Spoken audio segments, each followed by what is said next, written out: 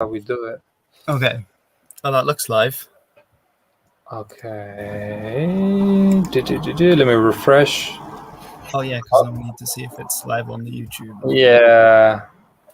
Okay. It looks like we are. Let me refresh. Tremendous. Okay. So we're live. We are. Shall I keep an eye on the YouTube chat as well? Yeah, that might be a good idea, actually. Oh, I can see that as well, actually. Yeah. Yeah. Fine. We'll see if there's some good questions.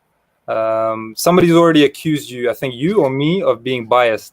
Yeah, I saw that. I thought it was quite funny. It was like minus 42 minutes into actually talking. We've already been accused of bias, and neither of us have said a word. But that's love it. For you, you know. I love it. It's great. All right. Okay, so welcome everybody. This is my first live stream I'm ever doing, so welcome. Let me just introduce my guest, Hilbert. You've probably noticed him from a few of the different videos that me and him have done together as collabs, but I will let him introduce himself. Do you want to do it, Hilbert?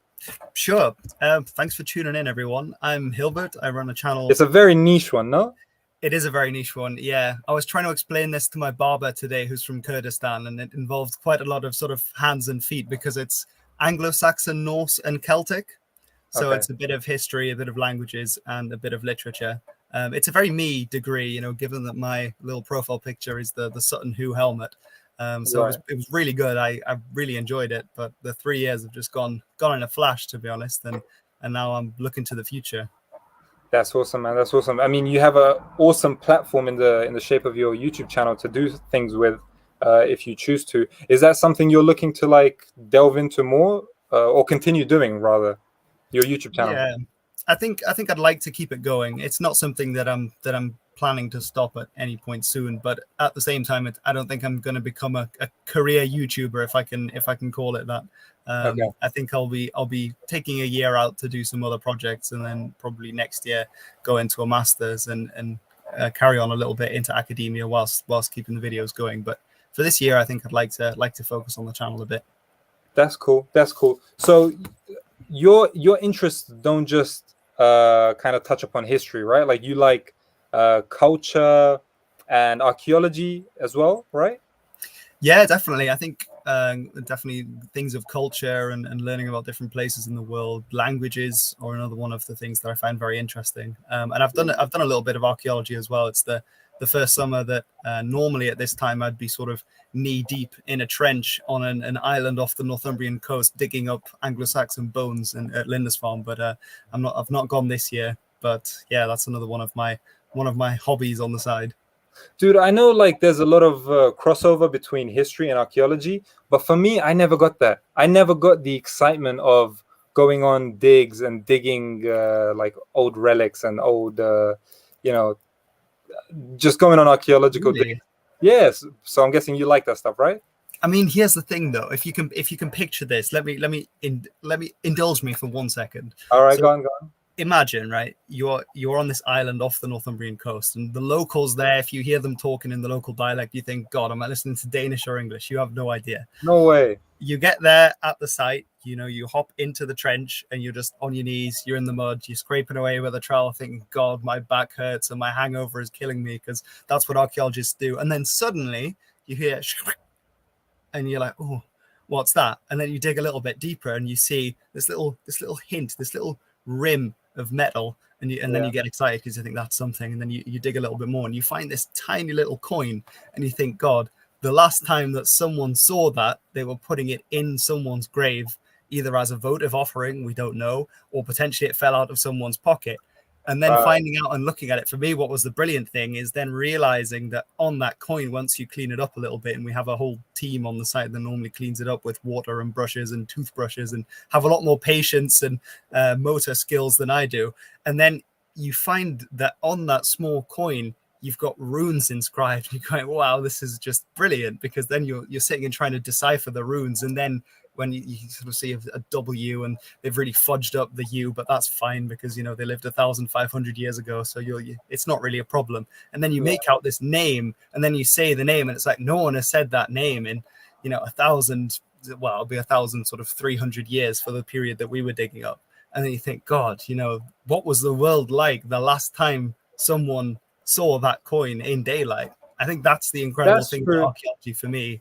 if that makes some sense. No, that makes like a lot of sense. And to be fair, it's kind of weird that I wouldn't necessarily vibe with archaeological digs, because I like the end result that you guys provide me, like a historian. Like I like looking at numismatics, like coins, Yeah, things like that. But it's just like having to do the work. It just seems kind of laborious and long. It definitely can be. And honestly, that's like one of those 1 in a million moments, to be honest. A lot of the time it is being in a trench on your knees, sort of scrubbing away or massacring or doing some heavy lifting. But I think it's also an element of camaraderie. So there's a lot of that in the trench. So I went with my friends at uni, and you meet a lot of people there.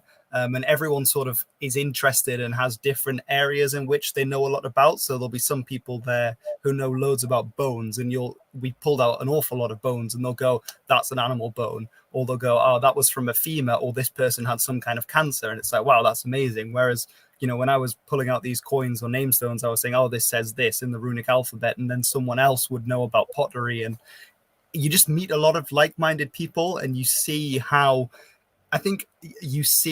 different areas of expertise intersect to actually give you the finished product. So I often look at archaeological reports too, and it's a bit disconcerting when you're on a site, but you find out a lot of them are very bogus when you go on an archaeological dig, because so much of it is up to interpretation.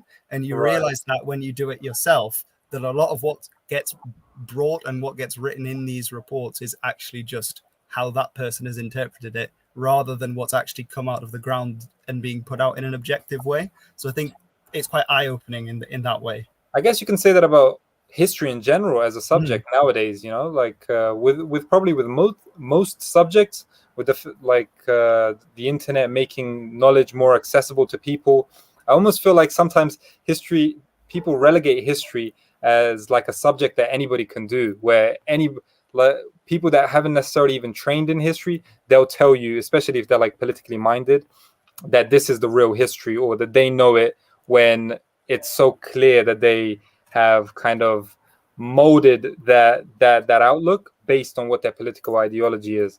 I see that quite a lot happening quite a lot online with people in general. You know what I mean? Yeah.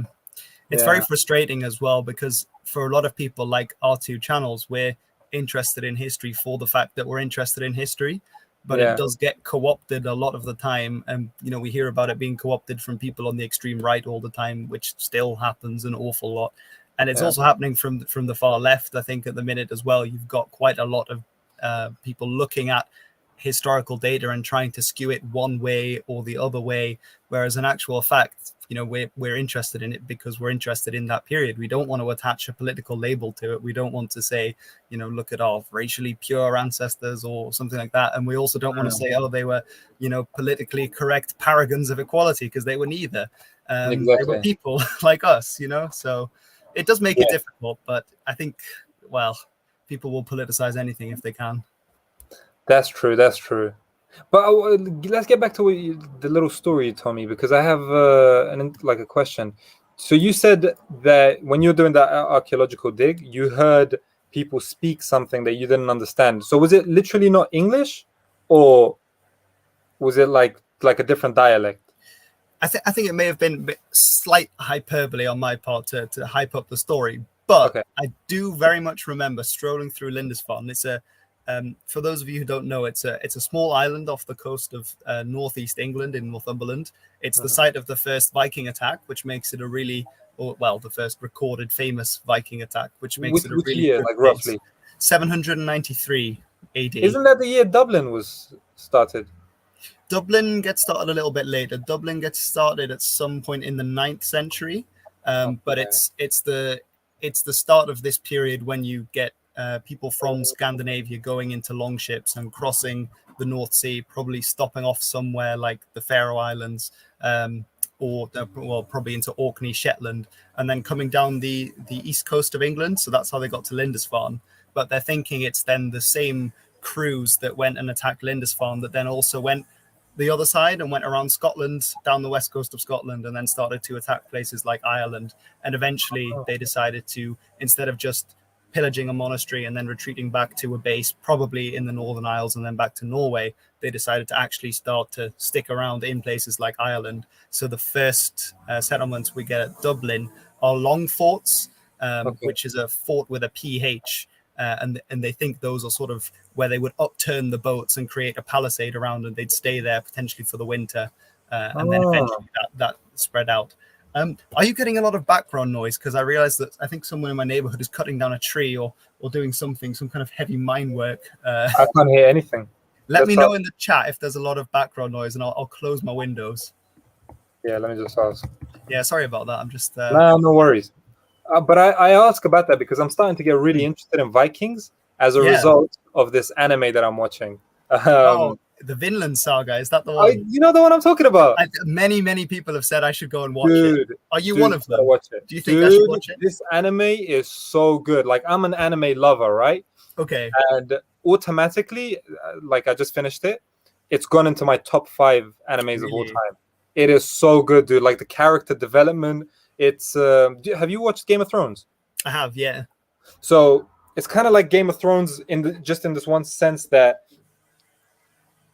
like, the director takes you on this journey where you're like, oh, okay, I kind of get where this is kind of going, and then there's a huge shift, and now the director has to kind of like show you another direction that he's going in, and you think, oh, I kind of get this, and then he shifts again, and all within the space of like one season, there's like 3 paradigm shifts, and it's incredible. It's very cool. It's set around the time of King Canute, just before. So his father, what was his name? Selwyn? Sven. Yeah. He's trying to invade 1014. I want to say. Yeah, that's right.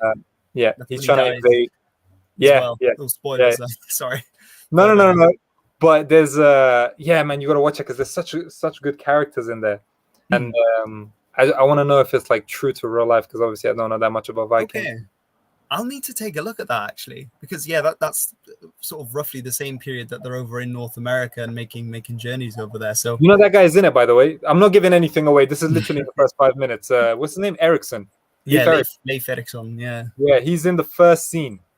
Oh, perfect. I mean, it makes sense because Vinland is the name that's given to the lands in North America by the Norse, but there's a big debate about whether it's Vinland, which would be, I need to get this the right way around. I think Vinland is the Vin is an old, or Vinur probably is the Old Norse word for meadow. So either it would be a meadowland or it would be Vinland with a long I, which would be wineland.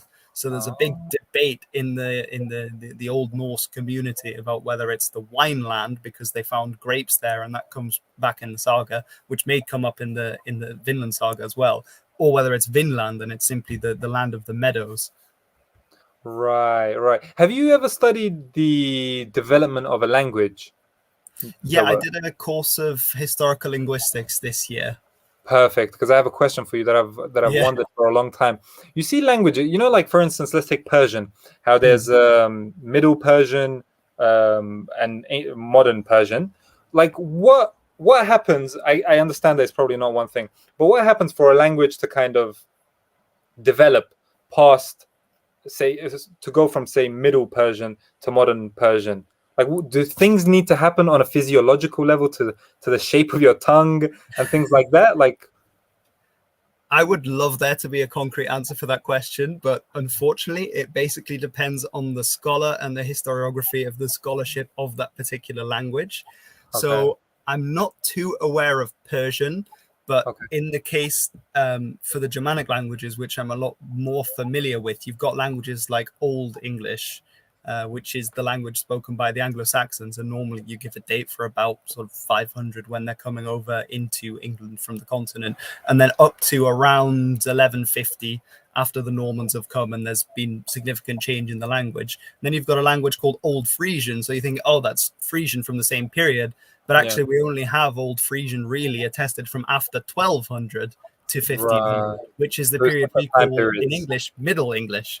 So there's not really much. I think a lot of the time it depends on when you find the first written text. So the case with Frisian is that we only start to get long written texts in Old Frisian in that period. So that's why they call it Old Frisian, because it's the first language that appears, and then it develops into Middle Frisian, and then you get modern Frisian today.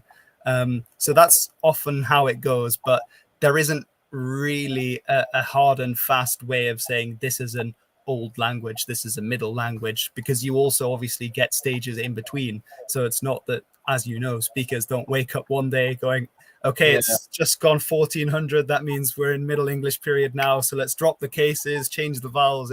It's all happening at once, really slowly. I'm trying to think of a good analogy for it, but I think it's all kind of happening at once rather than it's all kind of ticking on. And oftentimes you'll get one change will occur in a language which will have a domino effect and change everything else. Like if you get one sound change, then suddenly some words become harder to say, and so those words they'll change again. And if you get changes in the grammar, like if in Old English had a case system, for example, and Middle English it's losing that case system, and part of the reason why it loses that case system is language internal, but then another part of it is because of its contact with other languages. That can have a big impact as well on how we call languages. And I think that's one of the big reasons why people start to call Old and Middle English different, is because English gets so much influence from French and from Old Norse. Right. That makes sense. That makes sense, but no, that makes sense. And like when I asked it, obviously I didn't know the answer. I still don't know the answer because your response was super vague. But like when I asked it, I knew that it was a really deep question that obviously it's tough to kind of pinpoint an answer to. That's fair enough. Yeah, I think it pretty much depends, because I don't know enough of Persian and its development about that. But there has been quite a bit of debate in the Germanic language world, and there are actually, which I can send you if you're interested, but there are some papers which argue that Old Frisian should be called Middle Frisian because Hilbert, remind me again what Frisian is. I know you're Frisian, right? That's Frisian. The Frisian. Oh, that side, that's the Frisian flag behind me with the bomperblader. Frisian is, I call it Frisian, really. I should call it West Frisian, is a language that several of my ancestors spoke, and it's still an official language in the Netherlands, in the province of Friesland.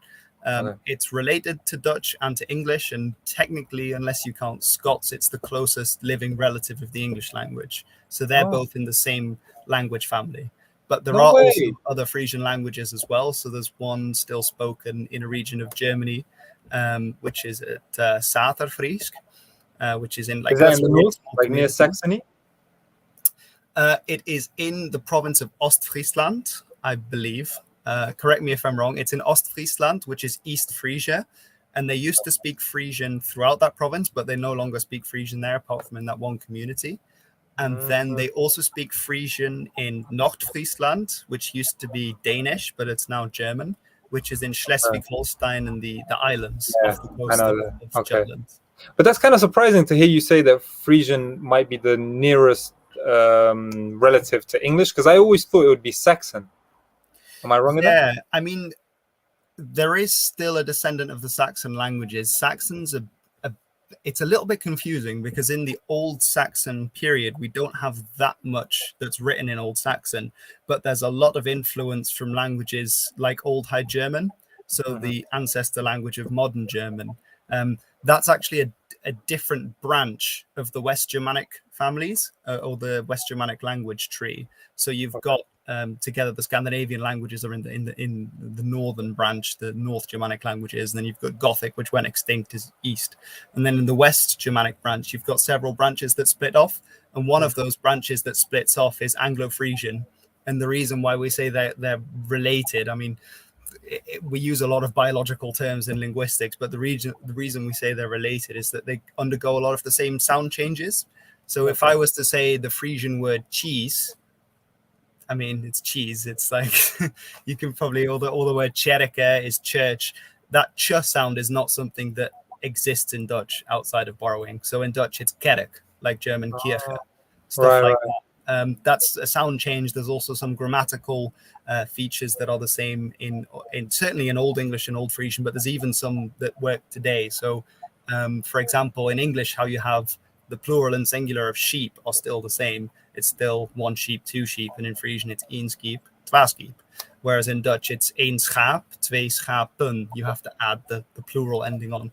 So those are just some basic examples, but that's why we still say that English and Frisian are the closest genetically in terms of language. Okay, that makes sense.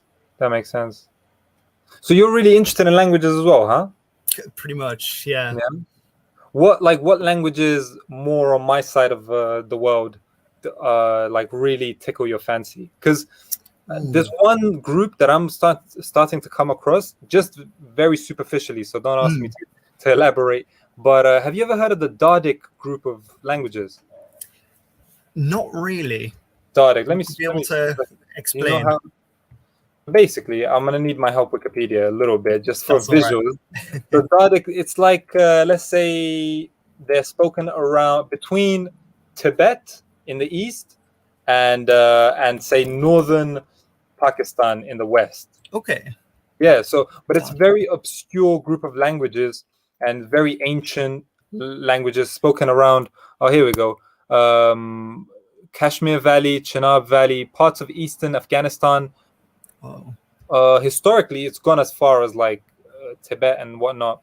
But there was like a Norwegian linguist in the 20th century, seems to be very prominent, George Morgenstern, who was obsessed with Indo-Iranian languages, and a lot of his work was on the Dardic languages. So for me, that area is just so interesting, like northern Pakistan, all of that stuff. No, I hadn't heard of the Dardic languages before, but there's so much linguistic diversity in Central Asia, and then especially going to you've got the Sino-Tibetan languages in Tibet, and they're completely different again. And we were talking before we went live about Pashto and how much variation there is in that, and then you've got Persian that's come in from the other side, and it's incredible. I need to look into these Dardic languages though; they seem really interesting. They seem really interesting, right? I think historically they were far more prominent than they are now. Was there a certain kingdom they were attached to, or empire, and is that how it spread, or were they nomadic peoples? Do you know? I don't think that they were attached to any kingdom or anything. Okay. No. And the thing is, I would guess that they're not nomadic either, because they inhabit areas which are, there's very rich valleys there, like the Peshawar Valley, very rich. Kashmir Valley, very rich. Chenab Valley, I haven't heard of, but I'm guessing it's to do with the Chenab River, so that's probably rich as well. So why would they need to be nomads, right? Yeah. But yeah, I suppose and they're in the Gilgit region, which is that's up northern Pakistan.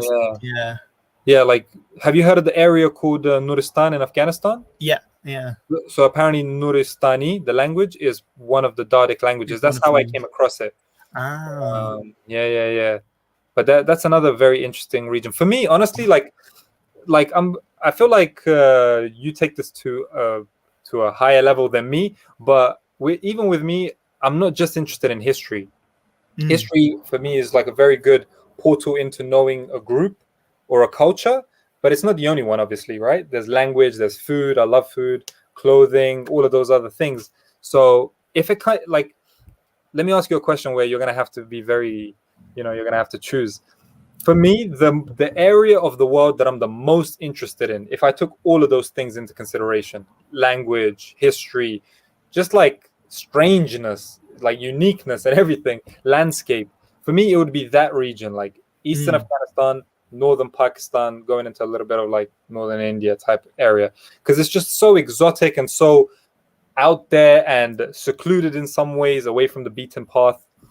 Do you have like a region in the world like that where it just really grabs your attention? Because your channel is really, one of the really cool things about your channel, I think, is you have so many different interests in terms of geography, right?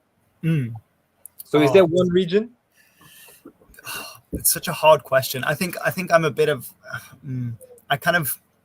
I think I go between quite a few. I really I'll become very interested in one area for a while, and I'll look.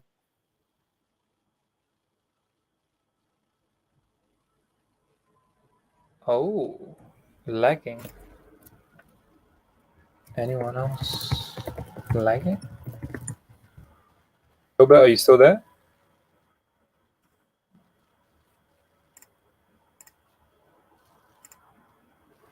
No. Hilbert, people can't hear you, dude. Yeah.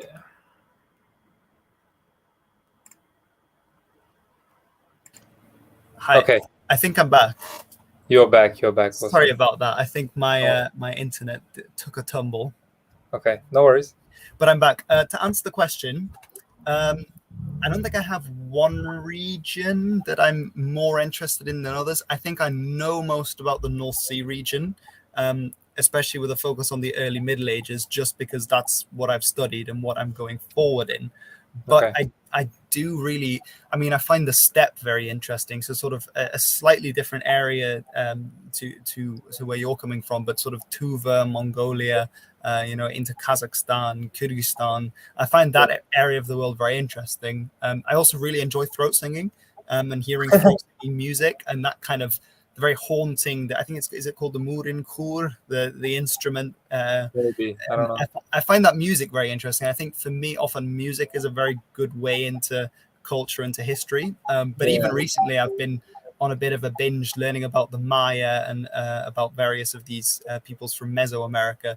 And that's an area that I find very interesting. I've really delved into the Inca before and Andean civilizations, and other times I've looked into some of the Trans-Siberian cultures and looked across the Bering Strait at the Inuit cultures and the Aleut and people like that.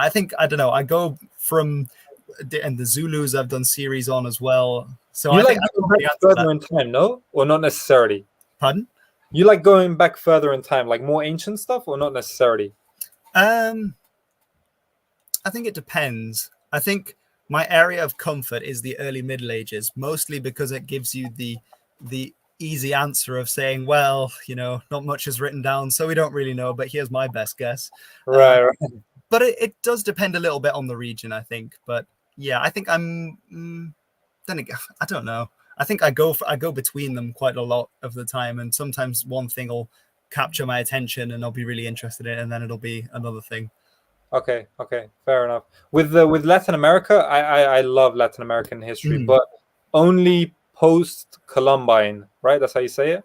Like yeah. only after the Spanish and Portuguese came. Uh, Okay. I've studied the Aztecs a little bit, or a decent amount, and I've studied the Mayans a little bit. Mm. I thought they were kind of cool, but they were a little creepy, if I'm being honest with you. Like I got Oh really, yeah. yeah, like they're really scary, man. Yeah, I don't know how PG are we keeping this stream, or can I share a fact about the Maya?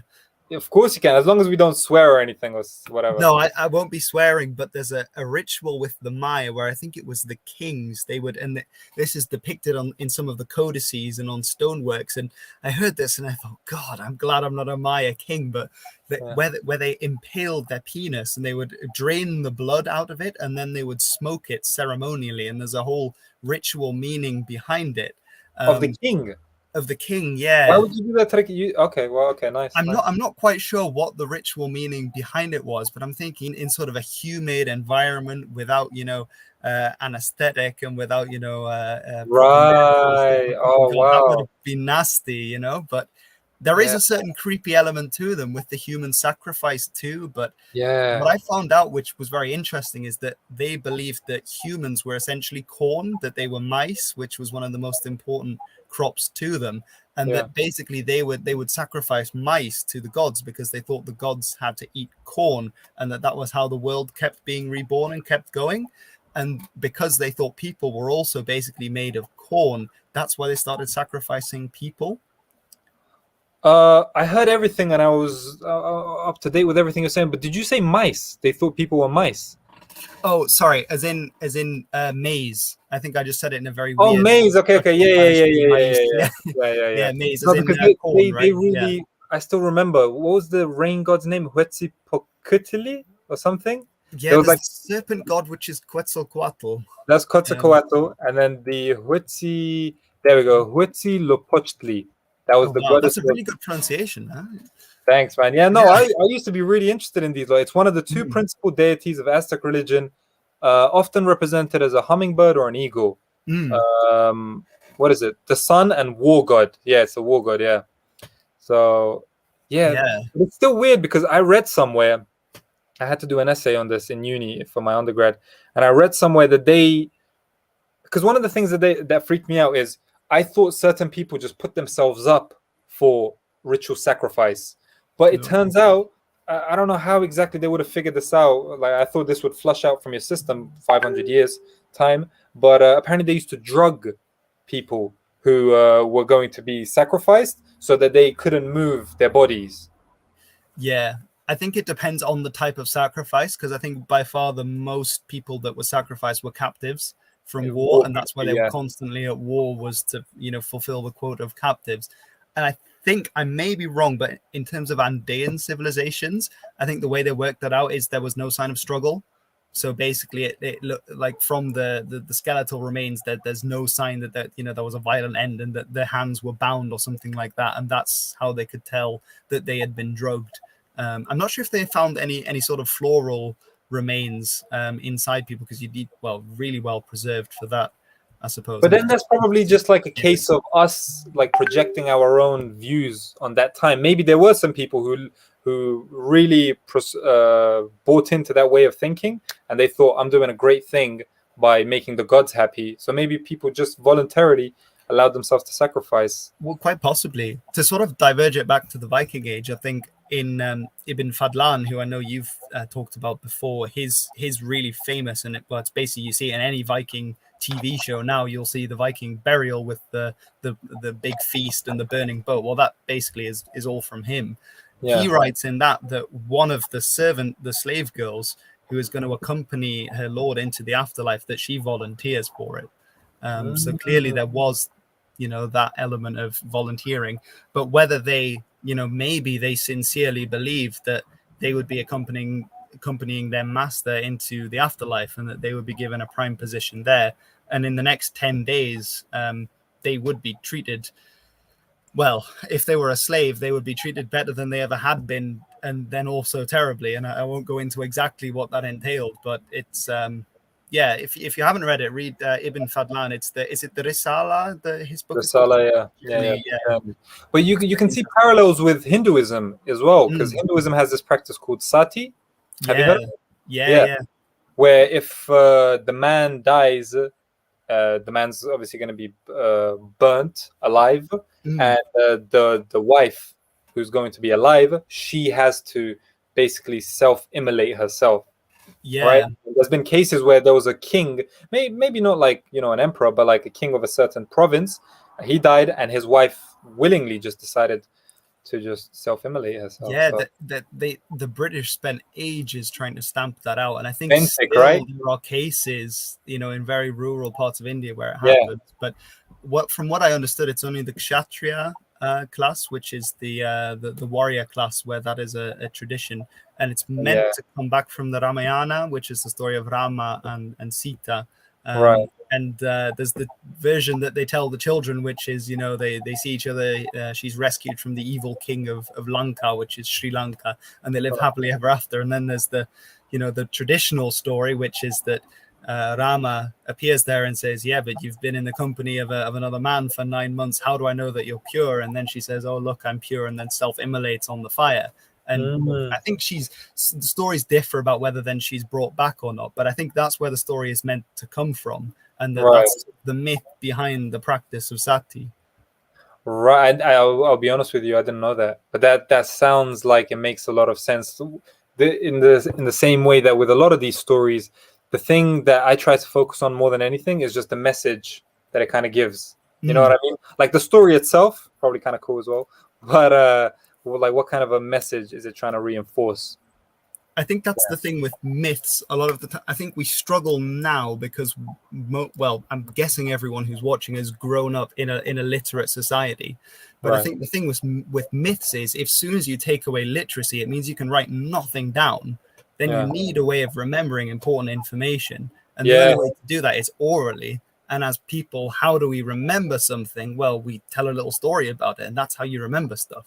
Absolutely. And that's, by the way, that's one of the things that really interests me about that region I just told you about, Eastern Afghanistan, Northwestern Pakistan, because at least speaking from the Afghan side, so much of their tradition is maintained through thousands of years, Hilbert, orally, which to me is like, you need to give those people like an award of some sort just for that alone, because that is incredible poetry. I guess music can be like passed down kind of easily just orally, but poetry, mythology, just genealogy, all of these things, which are obviously going to get messed up a little bit. It's kind of like Chinese whispers after a while. But the fact that it's somewhat coherent is, I think, remarkable. And it's the same with like Pashto as well, which has very kind of primitive, if I may say so, primitive roots. Yeah.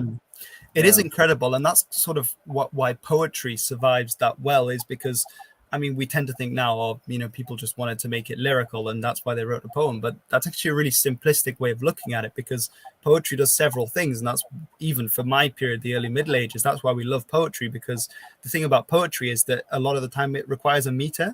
And so to have a meter, it's really hard to change the meter of a poem, which means that the facts can't really get changed that easily either. You can add stuff in and take stuff out, sure, but if you've got a poem, it conserves the meter and it conserves the facts within it. And also it makes it easier to remember. So that's why the earliest Hindu texts, if we're looking at the Vedic texts, you know, the vast majority of those are all in rhyme. I think the Is that why it is? You think it's because it's easier to remember?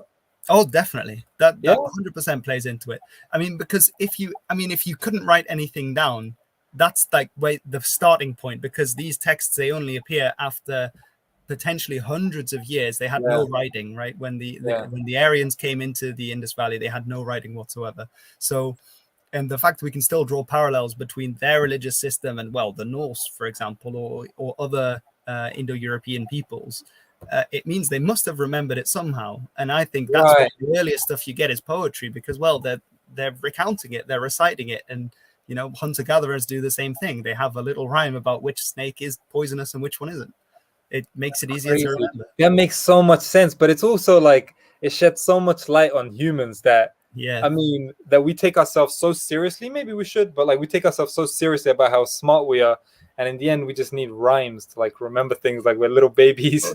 Literally, bro. That's why the government was saying hands, face, space, because it's like we think we're so clever. We even have writing, and still, it's like see it, say it, sorted. That's why these little jingle things. We're still just monkeys.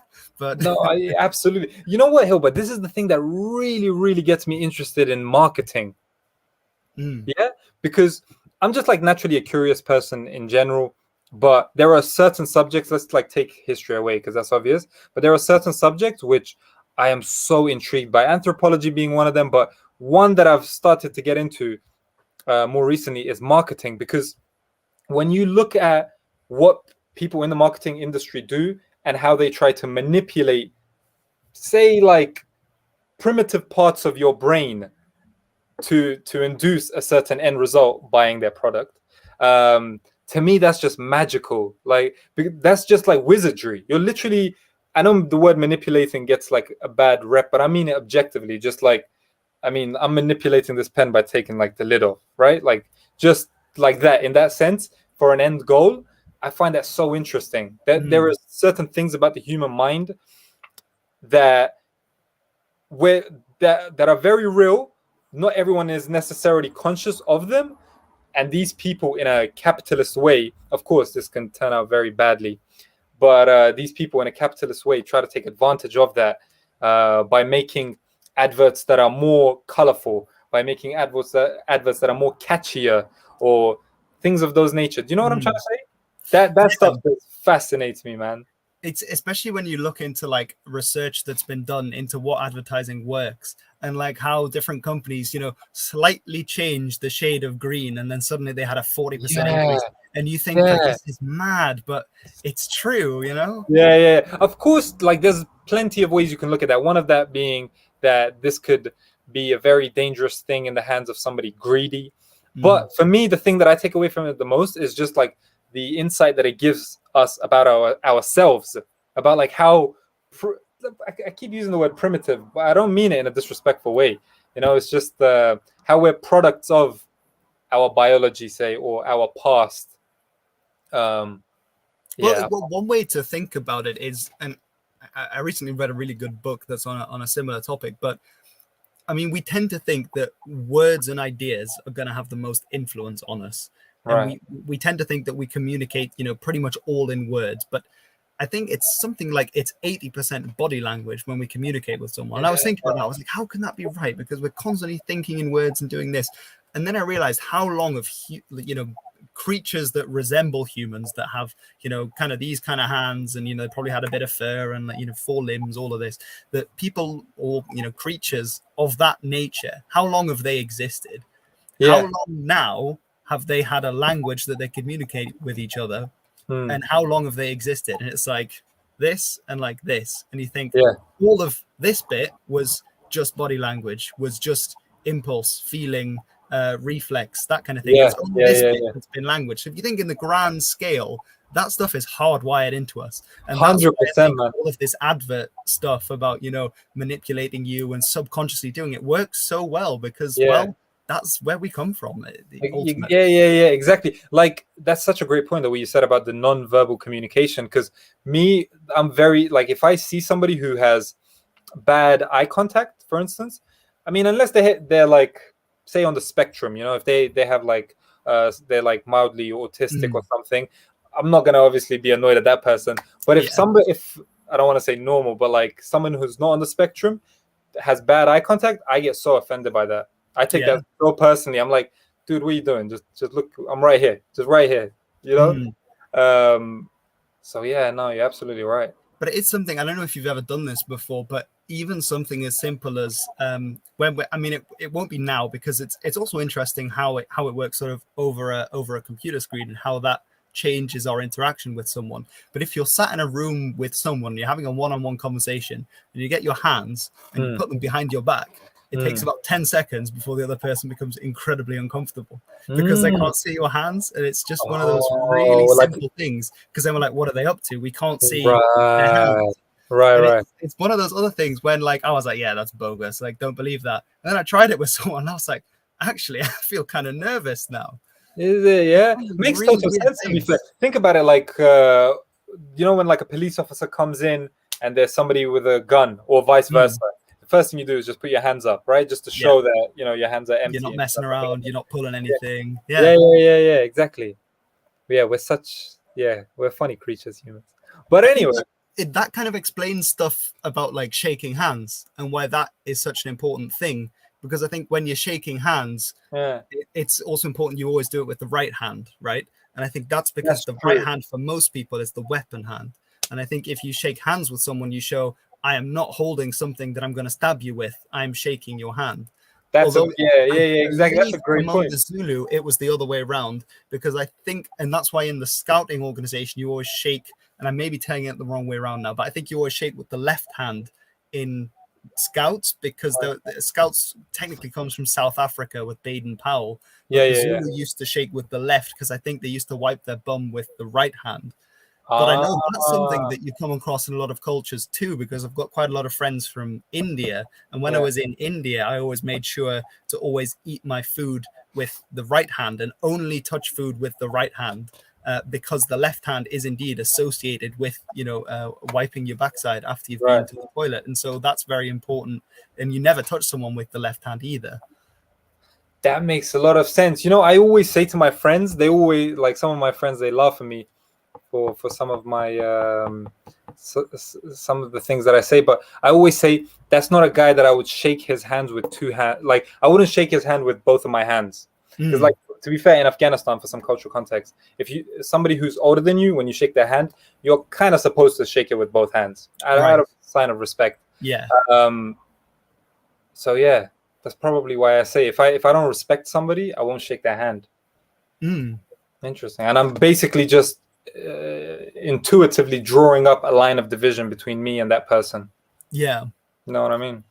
I think I may have told it wrong, actually. And the Zulu thing is because the left, I think the Zulu thing is the shield is held in the left hand, and so to shake someone's hand, you have to put your shield down, which means you trust them. So it's a similar right. The concept still stands. I think I confused two cultural practices together. Fair enough. Yeah, that's actually pretty cool. But I wanted to ask you a specific question, because I did write down some questions I wanted to ask. Oh yeah, your videos seem to be pretty interesting. Like, it shows that you're interested in, is this fair to say, trying to marry history and current affairs together a little bit? Like, try in the sense of using history to provide context for some of the things that are happening, especially with your more recent videos of the 5-minute series and whatnot. Yeah, that's something I've been looking more at recently. Yeah, that's to be honest with you, man, like that's so unique, and I almost feel bad for saying that, because to me, like, that is like the most important reason why I like history. Of course, there's a sense of like escapism when it comes to history. I like animes, I like reading books, whatever. So escapism is important for me, like anybody else. But to be able to apply it to the things that are happening here and now in some way, shape, or form, that's kind of like the essence of why I feel like people should, I don't want to sound like a dictator, but people should be learning history. Otherwise, otherwise, what's kind of the point? It's just kind of a vanity project. You just want to impress people. Oh, I know this fact, I know that fact, you know? So, I think it is super important to learn about things in the past. And the quote gets bandied around so often that people who don't know history are doomed to repeat it. But I mean, just look at what's happened in Afghanistan just now. And you know, not just for what happened in Afghanistan, but clearly whoever was in charge of strategy there didn't look at a thing that happened in the Vietnam War, because you can draw so many parallels. But not even that. I think just, you know, general history, it's good to understand why we're at where we are today. I try and explain it to people that aren't, because some people, and my girlfriend is one of them, don't really understand why history, looking at the past now, is important. But I always explain it like it's like physics, where every reaction has an equal and opposite reaction. I may have butchered that quote, but I think that's accurate. I think that's what it's like, because to understand why we're doing what we're doing now and the troubles we have now, you have to look back into the past and why has that happened and what can we learn from it. Yeah, absolutely. Speaking of Afghanistan, dude, you've made a bunch of videos on Afghan history recently, some of them with me, in collab with me. What do you think, as somebody who's a third-party observer? I don't know if that's fair. Yes, pretty much. A third-party observer, like, what's happening? Because I have loads of family still back in Afghanistan, and I'm from the place, so like my perspective is going to be slightly different. So, to you, what does it look like? What's happening the last month? What's happened? I mean, well, I think, long story short, the Taliban have overrun the government that's there. They've recently announced their own government, which, you know, not really a surprise to anyone who's paid attention, is pretty much what you'd expect. It's mostly the hardliners from various factions within the Taliban that are coming to power. And they seem to be slowly but surely implementing the same sorts of laws that were there in the 90s. But what I think is the big difference is that the Taliban of 2021 are incredibly media savvy. So they know exactly what to say to Western journalists, to the and the United States that were brokering the peace agreement, to not sort of create the image of what they did in the 90s, to try and cover that up in a way. I think the one positive side of the Taliban taking over, which was in my mind, was that hopefully it might bring some kind of order. Because I think that, being in constant state of war is not something that a people can sustain, and it's just absolutely terrible. And the one hope I had was, let's say for 1 minute, I refused to look at any of the history of the Taliban, and that they did indeed become slightly more moderate, and that then for once there wouldn't be an active war going on in Afghanistan, that the economy could recover, that, you know, different international countries, that they wouldn't be, you know, putting their proxies into the country to try and gain power, that there would be some form of stability that would ultimately benefit everyone. But I honestly don't see it happening. You don't? How come? Because that's like, for me, that's like the most interesting, the thing that you said just before the end, I think is the thing to really focus on. Because I don't know about you, Hilbert, but personally, I have been horrified is a bit strong, but I've been dismayed, let's say. I've been very alienated with the coverage of what's happening in Afghanistan in the Western media. I think it's grossly irresponsible. I think it is childish. I think it's very unprofessional. And I think those are pretty strong words, right? Of the things that are happening. There's, like, I understand, like, the way that you put it about, okay, the Taliban were like this from 96 to 2001. They did a bunch of stuff that wasn't very nice. Now they're making promises that they've kind of changed. and then at the end you put your own little caveat of, okay, I don't think they would necessarily change. Like for the media, they have like so far accepted that they're not going to change, to the point that they're literally lying in some instances. Like there was a protest in Jalalabad, in a city, about the flag being changed, right? So it was around about the time of the Independence Day, and people were getting pretty rowdy because they wanted to tear down the old flag, the new flag, pardon me, and put the old one back up. And some Talibs, they shot up in the air, and it created a stampede because people got scared. And in the stampede, 3 people died. But like I saw a bunch, but I think The Guardian was one of them, where it said the Taliban killed 3 people. Where it's like, okay, I can see how you did that, but that's not fair. Like that's not real, and that has a very real consequence when you misrepresent something. Like in the same way that you very adroitly pointed out that the Taliban have become much more media savvy, the media is a very important battleground for what happens. And I know this might sound super idealistic, but I would hope that there is some resonance of truth on either side, or whatever, on the neutral side of what gets reported, because like one side will report one thing and the other side will report something completely different. Both will say this is the truth. And I'm just left here in the middle, like, which one do I go with? You're both totally opposite. Honestly, that's what it's been like to try and cover the Panjshir conflict, because it's just, I mean, I follow a load of pro-Taliban accounts on Twitter to get their perspective, and then I follow a load of the pro-NRF guys, and it's like, if you read it, you'd think they were talking about different wars, because it just doesn't make sense, and there's so much propaganda on the both sides that come out. But I mean, I guess it's social media, so what can you expect? But yeah, I think part of the problem is that in the West, a lot of the reporters that go in don't really understand what's happening on the ground. And so they've kind of been fed the story about the Taliban, whereas it's like, I'm much more now starting to realize how decentralized that, well, if I can even call it an organization, actually is. It's lots of different smaller factions and war bands that, shift their alliances and change who they're fighting for. And some of them even declared for Islamic State Khorasan, and then will shift and have different agendas and things that they want to achieve out of it. Rather than being one unified monolith of a group. Yeah, I think that's fair to say. But with me, the lines of division within the Taliban that I would distinguish aren't necessarily like, you're definitely right that there are factions, Haqqani, and then you rightly said there are some groups that will change their allegiance from ISIS, Khorasan, back to Taliban. But I feel like that's a little bit overblown. What I think is very important is the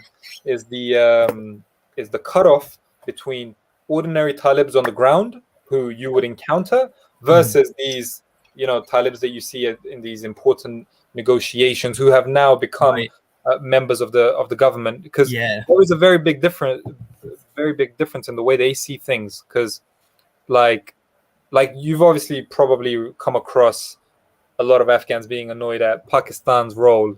Well, recently, isn't it? It's in Kabul. They were chanting "Down with the Taliban" and "Death to Pakistan." Exactly. So, but my point is that I don't really doubt that the higher ups within the Taliban have contact with the ISI. But if you were to tell an ordinary Talib on the ground, hey, your leaders, they might not be getting orders, but they're getting a lot of strategic help and advice from another government agency, from a foreign government. They'll be like, what are you talking about? Like half of them won't even know what you're talking about. You see what I'm saying? Dispute though that they're not getting help from Pakistan, because I think that has been like a massive thing throughout this conflict, and it's fairly certain that in Panjshir that they were using Pakistani Air Force and drones and things like that, because they had capabilities that even the Americans hadn't left on the ground. So it's like, well, where were they getting them from? And it was very suspicious that when the final push into Panjshir came, I think I can't remember which Pakistani official it was, but it was someone very high up in the military, happened to be in Kabul. You know what's hilarious? It's literally the guy who's in charge of the ISI. There you go. As a result of being interested in Afghan politics and then seeing the role that the ISI play with the Taliban, I've kind of had to delve into Pakistani politics as well a little bit. That's the Yeah. thing. Yeah. I'm definitely not like an expert at all. Well, I'm not really an expert in anything, but one thing to note in Pakistan is that the military establishment are really powerful. And there is another disconnect within Pakistan between the military establishment and the civilian government. So to say that it's almost not fair, even though it's kind of true, that the Pakistan is helping the Taliban. It's just literally a select few people within the well, not select, but it's the ISI, and then other people who are from the military establishment in Pakistan, because their vision is more focused on what is the best thing to do to keep Pakistan safe from a military perspective. So having somebody who's in charge of your neighboring country that you're very friendly with, that you basically kind of almost gave birth to, is very beneficial for them. So I can definitely see from their perspective, but understandably a lot of Afghans are annoyed at that. I think if I were an Afghan, I would be too, because the amount of meddling that has gone on across the border, it's because I think one thing that's easy to forget and that gets brought up a lot now is, well, the Taliban are in control, they're Afghans, so shouldn't they run the country? But it's like, yeah, but they went and they conquered the country by force, and they've done it twice. It's not like they were elected into power, so we don't actually know how much popular support they have. And then a good thing to remember is that you kind of hinted at this a little bit, is that, I'll be honest with you, like I told you, I have family back in Afghanistan. The Taliban are way more popular than the Western media would have you believe. Well, they have to be, because how else would they have sustained a guerrilla campaign for 2 decades? Absolutely. However, there is a very important point to make, which I was just talking to somebody about this morning. That is that obviously, like, there's going to be some people that are fans of the Taliban on an ideological level. They vibe with them on that level. But most people that would be down with the Taliban, it's literally because, okay, you guys are pretty harsh and brutal, but I know you're not corrupt. And these lot are corrupt. Yeah. So there's that. Also, I know you guys are going to bring us order. And these lot are not bringing us order. They're literally bringing us disorder. So, but once, like human beings, we're very, my friend said a word to me, hypergamy. Do you know what hypergamy is? Yeah. What is it? Oh, hypergamy, isn't it? Where you believe multiple things at one time or not? No, That's what I took it to mean. No, what I'm trying to explain, I think hypergamy is when you marry according to how rich. Oh, here we go. The action of marrying a person of a superior sociological or educational background. Okay, completely different to what I thought it meant there. Yeah, but I'm saying, so I think that's to do with marriage. But I think in general, humans are like that, where, say, like right now, I want to earn £50,000 a year. In 2 years' time, I'm not going to be happy with £50,000. I need more. So the same thing is going to be interesting to see with the Afghans is, once the Taliban do bring order, say if they do, and say that kind of stays the case, the status quo for about 2 years, what's going to happen after, when Afghans start desiring more things? Because like the last time they were in charge, they ran the country into the economy went into hyperinflation, which I know wasn't all their fault, because there was 17 years of war before they came into power. But I mean, obviously they didn't do very good. They didn't handle the situation very well. So it'll be very interesting to see what happens in that sense. You see what I'm saying? Yeah, I mean, that's the big issue now, is that all the assets, the foreign assets, have been frozen, hasn't it? So they're sort of in a pickle with the economy. They don't know how they're going to get that started. They're literally calling Afghans to stop leaving the country. Yeah, and that's why I don't think that, the one potentially good thing that comes out of the Taliban, why I don't think that'll happen, because I think if the economy goes to pot, then there's not going to be stability. And there's still an active resistance movement that, they've taken the Panjshir Valley. But I mean, the Soviets took the Panjshir Valley. The Taliban took the Panjshir Valley. What they didn't take were the mountains around the valley, which is where the resistance still are. And I don't think they will, because, well, the United States, with all their hardware, and the Soviet Union couldn't conquer the mountains of Afghanistan. I highly doubt the Taliban can. But here's the thing, though. Well, I would push back a little bit, is that I'm not pushing back, but I would say if there's anyone who's going to do it, it's going to be someone like the Taliban. It's going to be somebody who's from the area, like locals, as opposed to somebody who's from the outside. But I was going to say something else, is that going back to what you said about being media savvy, with the Taliban being media savvy, they can spin this very easily. And I've started to see them do this a little bit, where they're demonstrating that the resistance in the Panjshir, those are the people that want to keep Afghanistan at war, because their entire rhetoric the last 4 weeks, 5 weeks now almost, has been, this is an end to the war. We can't wait until we go back to normality and stability for the first time in 43 years. And we want you, the rest of the country, to join us on this journey. Beautiful sentiment. But it'll be interesting to see if they like really try to focus on how the resistance is undermining that so-called stability. You see what I'm trying to say? Because that's another thing to bear in mind, is that ordinary people in Afghanistan, even people who don't necessarily like the Taliban ideologically, I have seen a lot of people who are like, you know, they don't necessarily want to admit, yeah, the Taliban are not bad, but they really like the fact that they have brought order. Like, they really, really appreciate that. And to give people a choice, rather, of, okay, you're going to live with this regime which you had before and it didn't really work out that good, but they're promising they're going to do new things now and you're finally at peace, or support this tiny little resistance movement which seems to have a small chance of winning or being successful, and continue the war. Like, Afghans are really tired of fighting. So I think that is the big thing about the resistance movement is, do you want to continue the war? Yeah. But against a regime like the Taliban's, I don't know, I must say, when I was following the coverage, I was hoping that they would hold out, because the thing is that the Panjshir Valley itself wasn't actually taken by the Taliban yet. So what could have happened if the Taliban really wanted to put an end to the war? They could have said, okay, you're in the Panjshir Valley with all your arms and equipment. We're not there. We don't want the war. We want to bring stability. You can stay in the Panjshir Valley. We'll stay outside of the Panjshir Valley. Done. But, well, the Taliban didn't want that. The Taliban went on the offensive to attack. That's true. That's true. It's not like they're the purveyors like of slap peace in and the face. justice. They went to conquer it. That's true. I get what you're saying, but like, Hilbert, you got to think about it from the perspective of, like, say, somebody who's proud of being an Afghan. And this is one actually interesting thing, not to make it sound like I'm a Talib lover, but interesting thing with the Talibs this time round, where it seems like they're taking much more pride in being Afghan.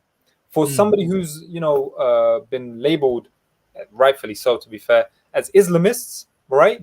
The notion of taking pride in your nation, it's, I don't want to say, you know, random or strange, but it's quite refreshing in this day and age, because Islamists, I mean, at least in the last few decades, they have tried to have like a transnational movement.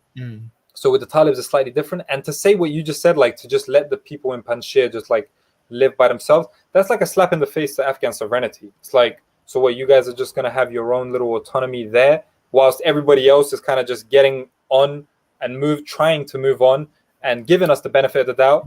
You know, it's like, is it everyone else, or is it that the Taliban militarily took over and they didn't really get the choice in that, did they? So excellent. I don't know. I get what you're saying about the order, because that, as I said, that is the one thing where I thought, if it can bring an end to the war, that would be a good thing. Yeah. But at the same time, if you look at how they treated quite a few of the minorities back in the day, you know, the Hazara, and they weren't great to the Uzbeks or the Tajiks either. Yeah. Well, the Panjshir Valley is full of Tajik people, right? And the other, you know, areas that have risen up so far were Hazara areas. So I think it possibly, you know, goes down the ethnic line a little bit as well. And there are more people from ethnic minorities now in the Taliban. That's true. But even in the Panjshir, there were about 200 Taliban fighters that switched sides during the conflict, and they were from Badakhshan, so the region obviously that borders China. So I'm still skeptical about whether, you know, the Tajiks see it as a slap in the face to being Afghan, because their idea of being Afghan, I think, is very different to the Pashtunwali that is the kind of the mainstay of a lot of the Taliban movement, because their strongest areas are always in Pashtun areas, you know, and they have tried to branch out. But if you look at the new government that they've announced, there's like, what, 2 Tajiks in there when they make up 30% of the population? Yeah, I see what you're saying, but it's just, this, like, honestly, is one of the biggest I don't know what the word for this is, but like one of the biggest, it's not even a pet peeve, it's more serious than that. It's like a gripe that I have with when I talk about like Afghanistan. I purposefully try to avoid this topic with certain people because I feel like this is going to come up. And it's a tough one because I know it's a sensitive area, but this focus on ethnicity, for me, honestly, the thing that got me the most excited about, if I can say that and not be termed a Talib lover, the thing that got me the most excited about, like the channel doesn't get taken down. Yeah, exactly. I'm doing these little disclaimers, but was the thing that got me the most excited about this new Taliban was how they didn't mention that at all, and how their entire message was just about being inclusive, and they didn't even like refer to it because honestly, Hilbert, and I know this like sounds strange to say, and I don't even have the right words to like phrase this, but that problem I think has been overblown to such a dangerous extent that I think people need to be very careful, like Afghans specifically, because for me personally, the most dangerous thing in Afghanistan, more so than any other factor, even economics and finance, is this discourse of like, oh, like pro-Pashtun or anti-Tajik and this or that. I understand that historically speaking, some things did happen where it would support the argument of there being ethnic tensions, but for the most part, dude, these are like games that in the last 40 years, say, politicians have played in an attempt to galvanize people, mobilize people for whatever end, to fight a war against an invader or to fight a struggle against another Mujahideen group who just so happens to be the leader, just so happens to be a different ethnic group, or the members, they're all mixed or whatever. And honestly, from my perspective, I see that so much because I speak to people who, came of age, so to speak, like were at least 16 years old before 1978 with all these wars and whatever. And the overwhelming sentiment that I get, not just from Pashtuns, from Tajiks, Uzbeks, Hazaras are a little different. They have had a pretty tough run at it. It's pretty tough to argue against that. But with the other minorities, it's hard to bring forth the case that this has been done in a conscious way, where certain groups have been alienated at to their own detriment, as opposed to other groups. And I think on the ground with ordinary people, these things matter very little. Like, I have heard so many stories, and I have seen it myself, where people from different ethnicities would coexist with each other. They wouldn't necessarily live like next door to each other in the same village, but they would be like, say, an Uzbek. Like I'm from Paktia, right? And Paktia is deep in the heart of like Pashtun territory.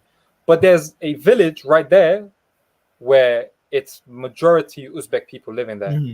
And it's tough to kind of put anything down to it in the last few years, because this thing, one of the reasons that I really dislike it is that it's like an animal onto itself, where the more you talk about it, the more you kind of like reference it, the more the flames get stoked. But again, like I'm saying, like when you just look at what's happening between an ordinary Tajik and an ordinary Pashtun, these differences, they're so minuscule that you won't even be able to tell. Like when people even say like, oh, but the Taliban, their world view, their political view, and their national view, cultural view is predicated on Pashtun Wali and all that. It's like, dude, okay. Firstly, fair enough, but go do an ethnography of the basic cultural tenet of a Tajik. I'm not saying it's going to be the exact same as Pashtun Wali, but I'm guaranteeing you that the big things, that the big principles, the big tenets, you won't even be able to tell the difference. I mean, well, that's the thing, is that obviously on the ground, and as you mentioned, between ordinary people, I highly doubt there is much of an issue between different ethnicities. I mean, that's hardly ever the case. Even if you look at places like, well, in Yugoslavia, people lived together fine. Ordinary people were fine. But I think if you look at the actions of the Taliban, they do make that an issue. So I think even though for people on the ground, ordinary people, well, I mean, they're living in mixed villages, in villages that are, Uzbek in Paktia. And if you go further north, you tend to get even more sort of diverse areas if you go into the Hazara region. But I think if you map out where the Taliban committed those massacres when they were taking over areas, I mean, they probably do exist, but they're very much not in areas where Pashtuns lived. And they actively went out to kill Hazaras. And I know there's a religious element to that, right? Because that was a Shia Muslim. So that is a religious side to it. But I think if you look at the Taliban, it can't be ignored when you are looking at their actions and in government. And if you're looking now at places where there is resistance, protests against them, it is largely in, well, the reason the Northern Alliance was in the north, I think, is largely because of that as well. But see, this is what I mean, is you got to be a little bit careful with that, because I know, and I like the fact that you use the word largely, okay? And I'm not saying that you just threw the blanket statement out there, but there was some of the first protests that happened, the one that I told you with the 3 people dying in the stampede, that was in Jalalabad. Yeah. That's like in the middle of a Pashtun-dominated area. And Hamid Karzai, he's a Pashtun, and he fought against the Taliban. So there definitely are. It's not black and white, which I think you're definitely right to say it's not black and white. But see, this is my point is that because it's not black and white, people should be very, very careful in throwing this out there, because whilst the causes of it and this issue itself is not black and white, the consequences are as black and white as they get. The consequences are just division. That's it. The consequences is the just flushing unity down the toilet.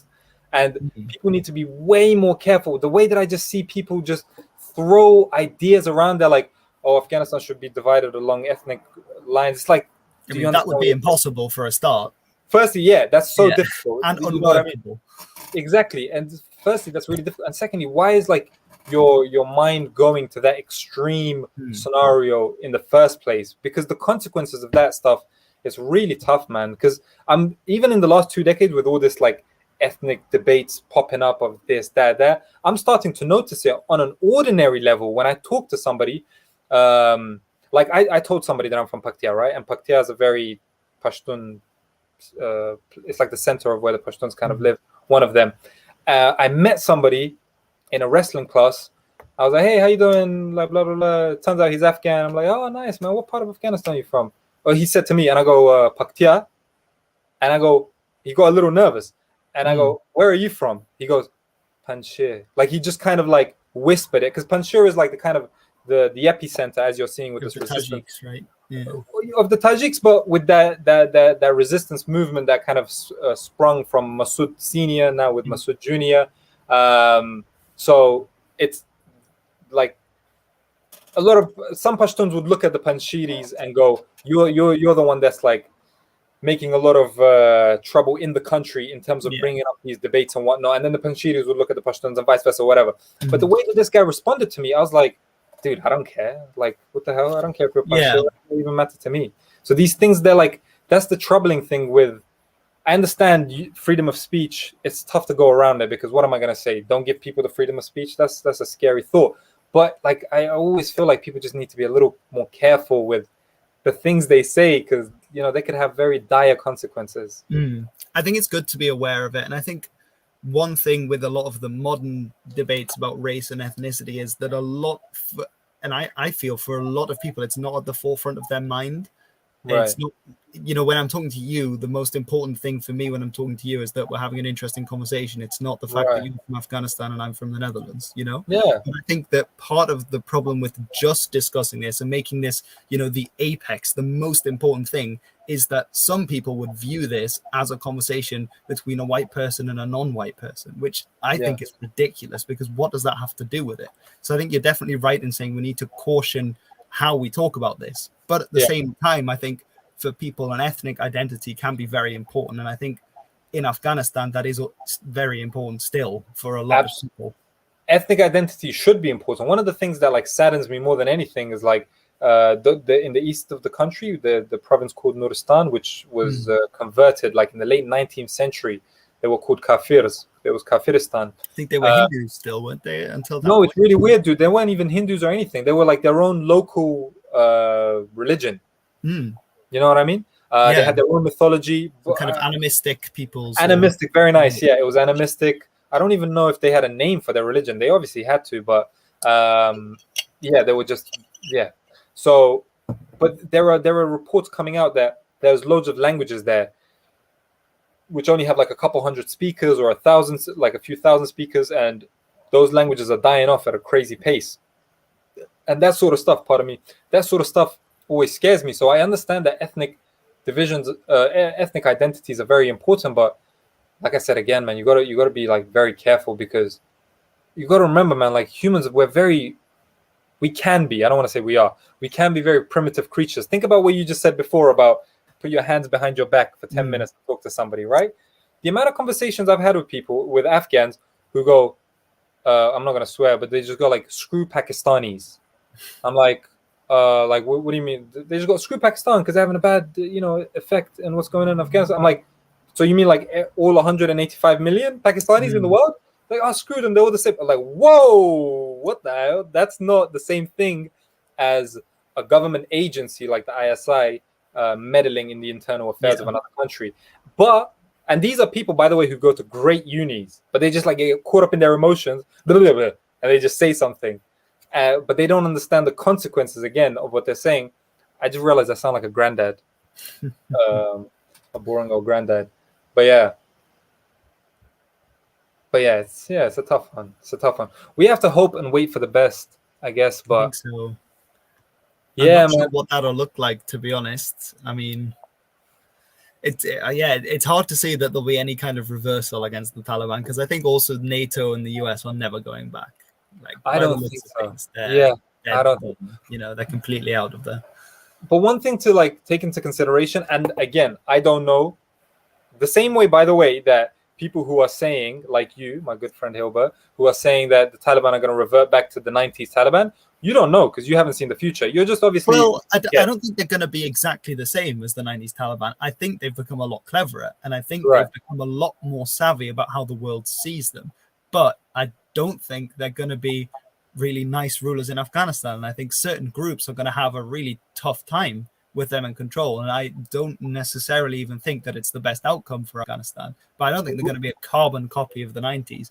I mean, the Taliban, if you look at them now, are a very different group of people to who they were in the 90s. I mean, one thing about them being more Afghan nationalists is most of the guys from the 90s actually grew up in Pakistan. In the refugee camps, that's where the Talib, the students, came from them, from the madrasa in Pakistan. Whereas now, most of them are local boys. Yeah, exactly. But I was going to say, and maybe this is just like hopeful, Tariq. I'm just always going to be hopeful. This is the problem with Afghans. 43 years of war and you're still hopeful. But at the end of the day, all you got is hope. So let me be hopeful. My hopeful thought is this, Hilbert. You ready for this, yeah? Go on, hit me with it. If it happens, like I need a medal or something. My hopeful thought is that in the last 21 years, as a result of America's, let's call it intervention, occupation, invasion, whatever, of Afghanistan, they obviously trickled in a lot of money into the country, right? Like aid money. And the country, like I left in 2000. Before I left, and then I went back a few times post, it's like two different countries, Hilbert. It's crazy. Like 1999, it looked like a scene out of Mad Max. Yeah. 2014, when did I go? 2013. People had phones. People had internet. People had cars. There was like, in the rural area that I live in, there was concrete roads. Like that was unheard of in the 90s. So my point is that standard of living as a whole has gone high, relatively speaking, of course. It's still a third world country. Especially the cities, but it's also gone out into rural areas, right? It's definitely also gone out to rural areas. There are so many universities in Afghanistan. My hope is that as a result of the standard of living going up, and because most of these fighters are, like you said, local boys, they joined the movement at different times, right? So there are, like, I've seen loads of interviews online in Pashto and in Dari where they said, I have a degree from Kabul University. It's like, okay, when did you join them? The Taliban. Like, I joined them 5 years ago. You joined them as you were going to the uni? So there's like, people leading double lives in that sense. But my hope is that with this rise in standard of living, they would have been affected by this in some way in terms of affecting their view. Because again, I understand I'm coming across a little bit idealistic, and I'm kind of proud of that, a little idealistic. But in the last 5 weeks, almost everything that they're saying that's coming out from the high offices, which can of course change, obviously, but it's very promising, even for the other ethnicities. The yesterday, I think it was, when they announced their government, and that, not necessarily being as inclusive as we would have hoped it to be, is a little bit of a spanner in the works. But besides that, up until yesterday, almost everything they were saying, like there was instances of certain Talib fighters tearing down the Ashura flags that the Hazaras observe. Mm-hmm. It's like a very important day for the Shias. And there was like videos of local Talibs tearing them down, and then they got word from higher ups, like, what are you guys doing? Let them do their own thing. Put those old flags back up. Put their flags back up. This is their. It's not even a festival. It's not even a celebration. Commemoration. It's like a commemoration day for them, because it's something very sad. But so there are like signs of that kind of positivity. I know I'm coming across super idealistic and optimistic, but I'm you just wouldn't have seen it in the 90s, though. That's the thing. And you're right. Like, that is something that is positive.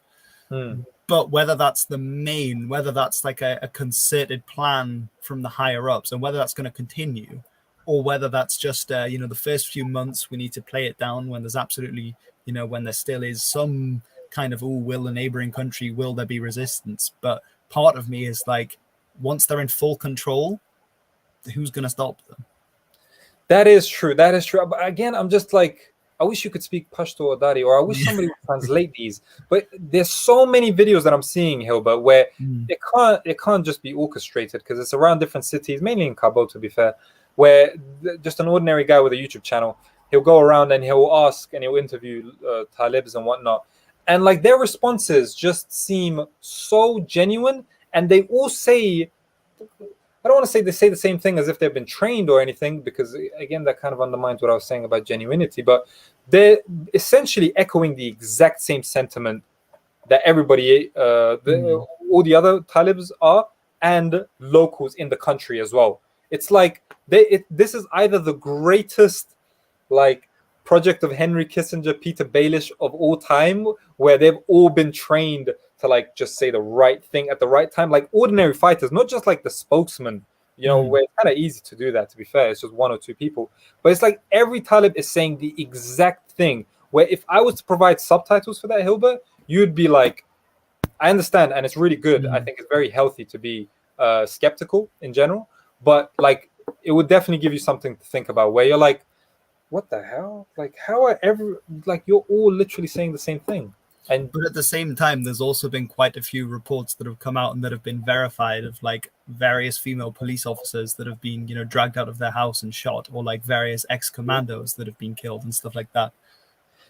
I've heard of the latter, but not the former. I didn't know about like females being shot. Really? Yeah, she was pregnant as well. I can't remember what her name was, but and that's been verified independently. And there's been a few cases of that, and there were a few things with Hazaras that were killed sort of at random.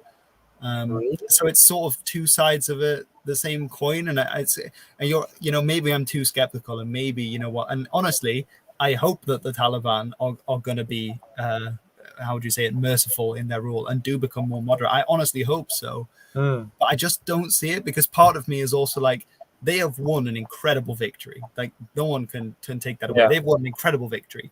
The US has gone. The Afghan government has fallen. There's barely any resistance. So why would they become more moderate at this point? Do you know what I mean? I mean, you mentioned I know what you mean.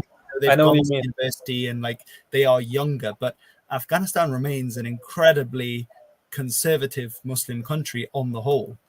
Right. And the people who aren't conservative Muslims aren't in the Taliban. It's just, well, the two don't really square off together, if that makes sense. So I'm just sort of like, why would you get that change? And especially, even if there are certain individuals that have become more moderate, when you're in an organization like that, and especially in, let's say, a societally oppressive one, which isn't just the Taliban, that's any government, really. There's a certain amount of echo chamber in a system like that. Will that just be sort of leveled out? Because the thing is as well, if they wanted to impose like a very strict form of Sharia and just to have what was in the 90s, like who's going to actually stop them? And that's what they've been fighting for 20 years. I just don't see them not implementing that in the long run.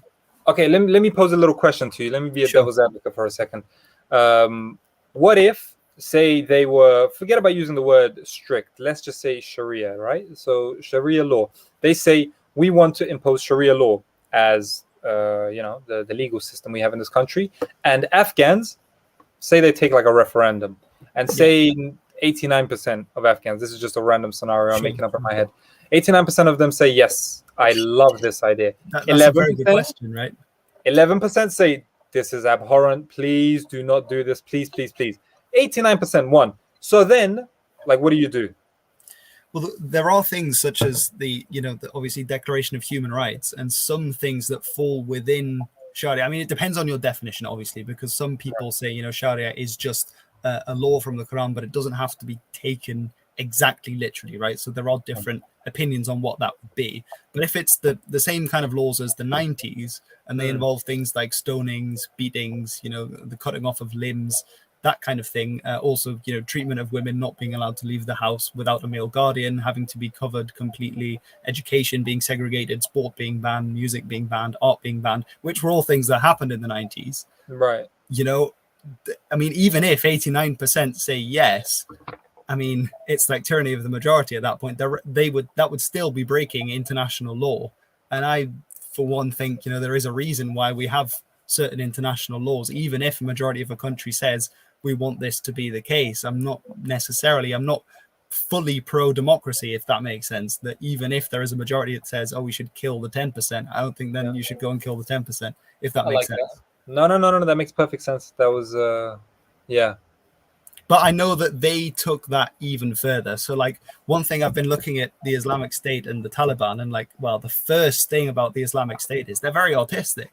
They're very creative. Look at one of their propaganda videos. You start to hear, what is it called? Is it Nasheed in the background and the music and all of this?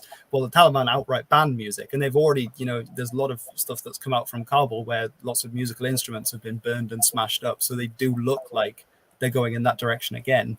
And the Taliban don't really release propaganda footage and stuff like that. So they, even though we tend to think those are both Islamist organizations, they are actually quite different in what they follow, right? So even I'm saying Sharia, but obviously there's lots of different ways that gets interpreted, even in hardline extreme sense. Yeah. No, I hear what you're saying. It's just I'm looking at it very in a biased way because as an Afghan, my brother was I was talking to my brother about this recently.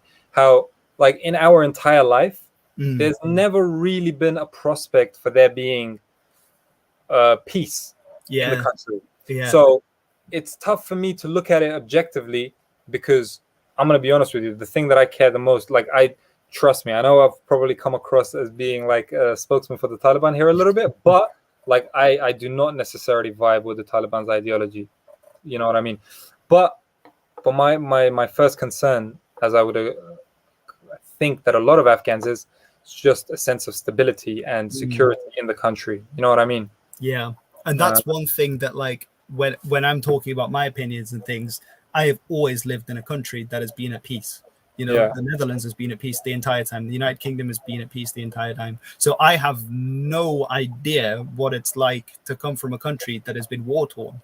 And so, maybe if I were an Afghan or if I was even a little bit older and were an Afghan, I would say, God, the Taliban are fucking awful. Sorry, I said I wouldn't swear, but I feel like it was warranted in that case. However, if it stops the violence, because ultimately, it's a bit like Saddam Hussein and the thing about Iraq. I was talking about it with my barber again today and about that period. And, he was terrible and, he murdered people and, it was dictatorial and oppressive. But if you look at how many people died there compared to the chaos of the war that happened, or Assad in Syria and Islamic State and things like that, and the people who die in chaos, it's like, which one is better? And it's really hard to work that out, actually. So I honestly get where you're coming from about the order, and I don't think you are a pro-Taliban spokesperson. So yeah, no. Thanks, Hilbert. I appreciate it. At least one person doesn't think so. No, but it's like because dude, and it's very nice and humble of you to say that, because like that's one other thing where it's just with the Western media, and even with all due respect, a lot of like, you know, diaspora Afghans in the West, it's like, I know you haven't taken this into consideration, you know, like I have a sister, right? If I want to leave the house like now, and it's just my sister at home, it's not really the end of the world, you know what I mean? But if I'm in a war zone like Afghanistan has been for the last 43 years, I can't, if I'm being a responsible, nice brother, you know, I can't, because she's an awesome person, I can't just like not make plans of a guy friend I have, or a brother or a cousin I have, like, hey, just do me a favor, keep an eye on, you know, my sister, just keep an eye on the house. Like that crazy. Imagine me and you are hanging out, and I go to you, Hilbert, just before I meet you, I go, Hilbert, just 1 second, I'm going to be like 5 minutes late or something. I'm trying to make arrangements for somebody to keep an eye on my sister. Like, do you understand how banal and superficial that is? But like how annoying and how like it's just mind-boggling. It is, but at the same time, if the Taliban implement what they had in the 90s, she would never be allowed to leave without you. Right. Do you see what I mean? I understand what you're saying, Hilbert, but this is the thing. Again, I'm a big fan of being devil's advocate, by the way. Okay, so no, go for it. Honestly, so am I. If you couldn't tell. Okay, I'm gonna be a devil's advocate here. So on the one hand, you have what you just told me. I feel like we should have a female to like kind of weigh in on this, but you have what you just told me, where the Taliban say they bring about rules where they say a woman can't leave her house without a male presence. Sorry, yeah. I just blanked out a little bit. And then on the other side, you have a woman going out, but there is a real danger. Let's not throw random percentages, but a real danger of something weird might happen to me. I'm not saying Afghanistan was like that for the last 20 years, but this is just devil's advocacy right now.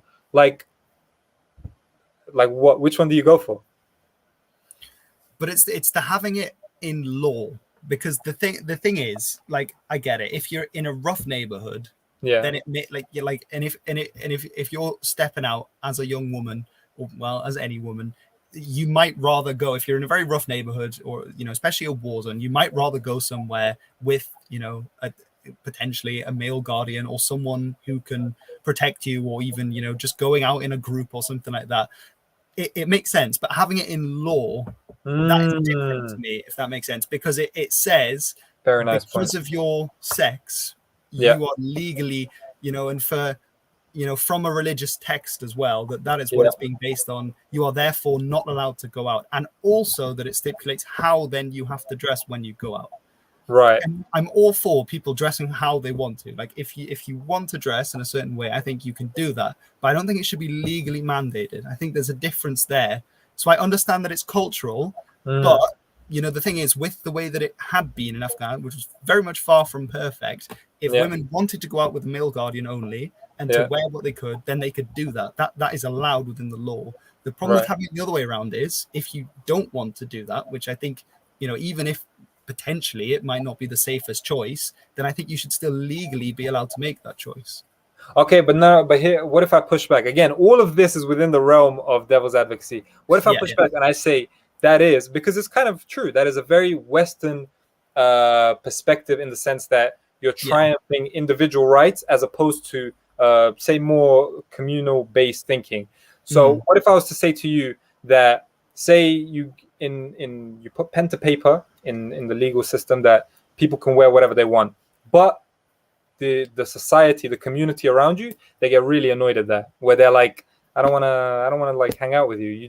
You're trying to make yourself different, because that's what, like, one thing to like bear in mind. There's a very big difference between, I don't want to make a dichotomy between East and West, but between Eastern and Western ways of thinking, where to be kind of different and unique, it's cherished in the West.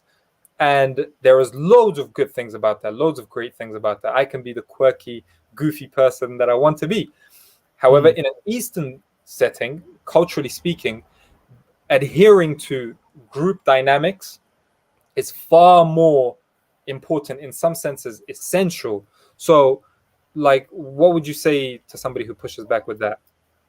Well, I think again, it's a case of, the community. If you indeed felt like this person dressing differently was an issue, then legally you would be allowed to ostracize that person. I don't think it should happen. I mean, it used to happen in the West all the time. Like if you used to look at pictures of the 1900s or the early 1900s in the West, everyone dressed the same, everyone looked the same, and even the society in which my dad grew up, there was still an element of that. It's much less so now, but it certainly was the same in the West. But I don't think, I think it should still be a person's choice whether they do or don't. But I don't think it should be legal, because then you also get into, well, what's the punishment going to be if you go out and don't do this? Or even, let's say you're popping to the neighbors because you're cooking and you don't have a certain ingredient, and you happen not to put a headscarf on. As you step outside, a policeman goes, aha, wait a minute. You're not in a dangerous neighborhood. You're not going anywhere far. You're literally popping to a neighbor who but you've now broken a law. It's like, should that be a law? I just don't see that as being right. I absolutely understand what you're saying. And for me, one of the tragedies of Afghanistan's situation is that because it's in such a deprived state, such a desperate state as a result of all this war and the poverty as well that went along with it doesn't help. It's kind of forced to make even bigger jumps. It's like, if I can give the analogy of, you're a uni student, I'm sure like you might not want to admit this. Well, no, actually you finished now. Have you ever left an essay to the last day? Yeah, I've pulled to 4:00 in the morning once, to finish. Very nice. I've done my fair share of all-nighters. But my point is, like, the longer you leave it, the more work you have to do in order to do it. You know what I mean? Like, the amount of pressure that I put on my brain when I'm doing a 24-hour all-nighter, like just a 24-hour session to do an essay, is way higher than I would for, if I was just to compartmentalize it, right? So it's similar in a sad way with Afghanistan, that because it's in such a bad state, let's just say, that it feels as if when you're in that kind of a situation, you feel as if doing big, desperate things, like what you just said was perfect, where I just need to get some sugar, a bag of sugar for my neighbor. Do I need to wear a headscarf? I hope we can all agree, even the most orthodox Muslims, that is not a very pragmatic rule if you get punished for that.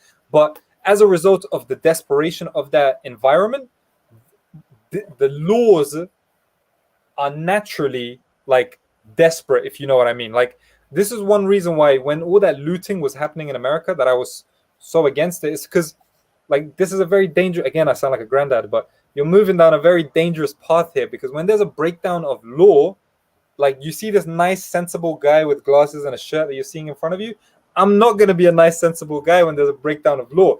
And not because I'm trying to show off or anything, there's nothing to show off about. You're not going to be. No one's going to be. So that's like the really sad thing with Afghanistan, is that it's very difficult to make those sustainable legal changes that you're talking about. And you raise a great point about, it was a good pushback to my devil's advocacy of, it's different when you put it in law, because it's just different. It's just more meaningful. It's like getting a tattoo almost, I think so, because ultimately I think having in law that you may choose not to, most people probably still will, because it's like custom and it's fine. But then I just think if you don't want to, then you don't have to. It's not illegal to do something, which I think, and I don't want to, I'll sound incredibly Western, but I think that is one of the brilliant things about the Western system and the focus on the individual, is that it safeguards against that, but it gives everyone the choice, which I think personally is a really good thing. But you got to be careful with that. Wait 1 second, Hilbert. Let me just turn on my light, because I feel like I'm underwater or something. Yeah. All right.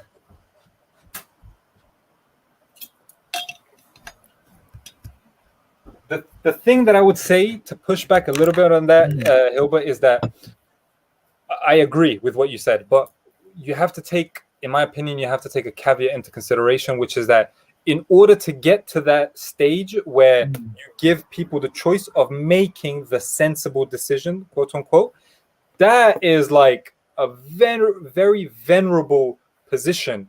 Because in my humble opinion, I'm not going to say that humans are more likely to make dumb decisions than smart decisions, but I think it's almost like a coin can be flipped in some scenarios, where it's not as easy for people to make sensible decisions. And for me, that is entirely, and maybe I'm wrong, but I've thought this for like the last like 10 years, and I've really tried to undermine my own way of thinking, and I haven't been able to. I think that is just based on prosperity. I think that's based on socioeconomic stability. This is like an economic recession, I start panicking and freaking out. I start buying gold and crypto and things like that, because I'm like, oh my god, if this goes down where my brain thinks it's gonna go, like we are gonna be so uncivilized. And so with Afghanistan, that's like the really tragic thing, is that they don't have the luxury of having prosperity. So the laws that they're gonna make are as a result of that, not to like let the Taliban off the hook or anybody else that makes dumb laws off the hook, but it's going to be in tandem with it. Like, it's going to be tough for you to expect people to make sensible decisions when they live in unsensible conditions, kind of. You know what I mean? Right. But how do you then, where is the cutoff point where you say, okay, the society is sensible enough to have the freedom to choose? Because that's the other thing. Because if you don't give them the freedom to choose and the activity of choosing, how are they ever going to become more sensible if they have to follow something by law? Because then you're not choosing, then you're not learning, you're simply doing something because you've been told to do it, which is what sheep do. No, I get that, and it's very good, very sharp question. But I would say that I think once you provide a basic level of stability in people's lives, and provide not prosperity, but just an ability to be able to live a dignified existence or standard of living wise, I think you can have enough faith in humans to be able to kind of try to make their own course, because that is kind of essentially what happened in the West, where, I mean, I can't foresee the West going on this journey of individualism without there being a mercantilist class popping up in early modern or just after Reformation in Europe, to be fair, popping up that starts making a decent amount of money for itself. At the same time, there's this new kind of divergent religious idea called Protestantism that's coming about, which kind of plays along with that a little bit at a certain time. But for me, I don't see that happening without there being that financial stability. And I think once you do have that financial stability, I think you can have enough faith in humans to kind of go, wait, that woman just needed to borrow some milk from her neighbor. She didn't wear a headscarf. You're going to whip her for that? Are you serious? You know what I mean? Like, just think about it, even from like an anthropological point of view of like, for somebody to think the example that I just gave is normal, like, I want to know everything about you. Like, why do you think something so crazy? Like, with all due respect, like, what's going on in your life? Like, what's going on in your society for you to be thinking that? Because to me, that's just like, dude, calm down, man. What the hell? You got loads of problems to think about. Like, why do you want to whip people just for like what are you doing? So I think for me, a lot of these things come back to just like finance and economy. I think it is an interesting take, and I think the whole point about Protestantism is probably quite important to the individualism thing, which emerged in the West. And it's one thing why I think sort of the US foreign policy in the last 2 decades with Iraq and here and getting involved here, there, and everywhere, why a lot of the time it doesn't work is because, I mean, we forget that in the West, a lot of the things that we now champion, like the individualism and the legal system and things like that, were got through centuries of bloody religious wars. We were massacring each other. If you look at the Catholics and the Protestants and the Lutherans and the Calvinists and the Mennonites and all these small splinter groups, it didn't happen overnight. And I think what they tried to do in Afghanistan was make it happen overnight, which I think is something that you were saying is that, how do you go from the one state of affairs, which is in a particularly chaotic situation, to the other state of affairs of having full free choice when people aren't used to it? I don't really have the answer, honestly. It's a very difficult question. It's one that we're going to have to start to ask, and I think Afghans are going to have to ask as well. But I think it's interesting now with the Taliban takeover is you've got a group that are very much from the very conservative side, which may or may not be becoming more moderate, but that they are getting pushed back in a lot of cities because these people have actually made that transition and are saying, look, I want the freedom to choose. And a lot of the protesters have been women because they stand to lose a lot from the Taliban coming out, and I can imagine that a lot of women, I'm not sure how many, especially probably not in rural areas, absolutely, but in a lot of the cities, especially Kabul, ones that went to the university, maybe have friends in the West, are saying, look, it's my right to choose whether I want to wear a headscarf when I go out, because it's no one else's business. And I get that.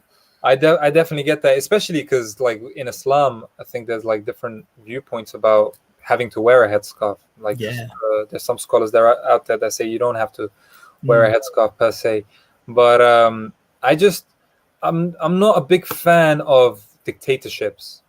I think in the short term, dictatorships can work. No. I don't like. I'm apparently, according to my friends, I'm a contrarian, so I don't even know what I say is sensible or not anymore, which I should be careful with. But like, I think dictatorships in the short term can definitely work. In the long term, never.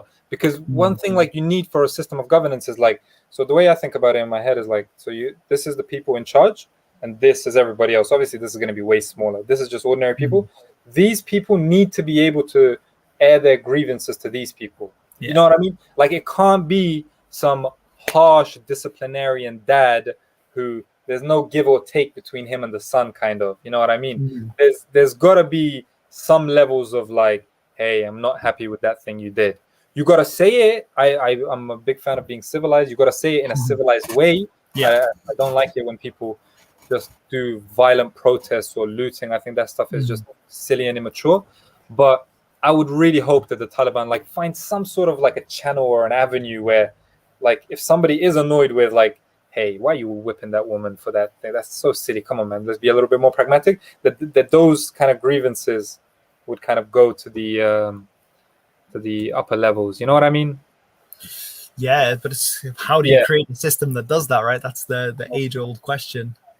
The thing is, though, is traditionally speaking, like, I think far more systems were able to create something like that organically than they weren't. And it's not necessarily just a modern phenomena where you can have that kind of accountability. Because again, bringing it back to, I'm going to sound like a super traditionalist here, but bringing it back to Eastern, emphasis on communalism, if somebody who's in charge, I haven't really delved into this, so maybe I shouldn't be saying this, but say, for instance, in the Ottoman Empire or just another period, obviously there would be representatives of a government, but they would be expected to do things that would be in some way, shape, or form.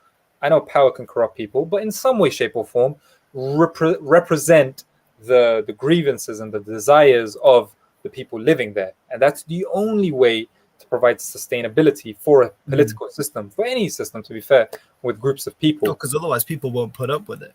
Otherwise, exactly. This thing, right? This is what I'm saying with dictatorships, is that in the long run, like, think about it with me, somebody bullies me. They go, Tariq, you got weird glasses, blah, blah. They bully me. And maybe I don't want to fight. I'm not confrontational. I let the person bully me. Then, maybe I let them, whatever, like with a friend. And I let them bully me in front of them. Then it's my little brother. Like, I'm not going to let you bully me in front of them. Like, every person has that kind of line where it's like, if you cross this, like, I'm ready to like die for it. So you have to be careful with people in that regard,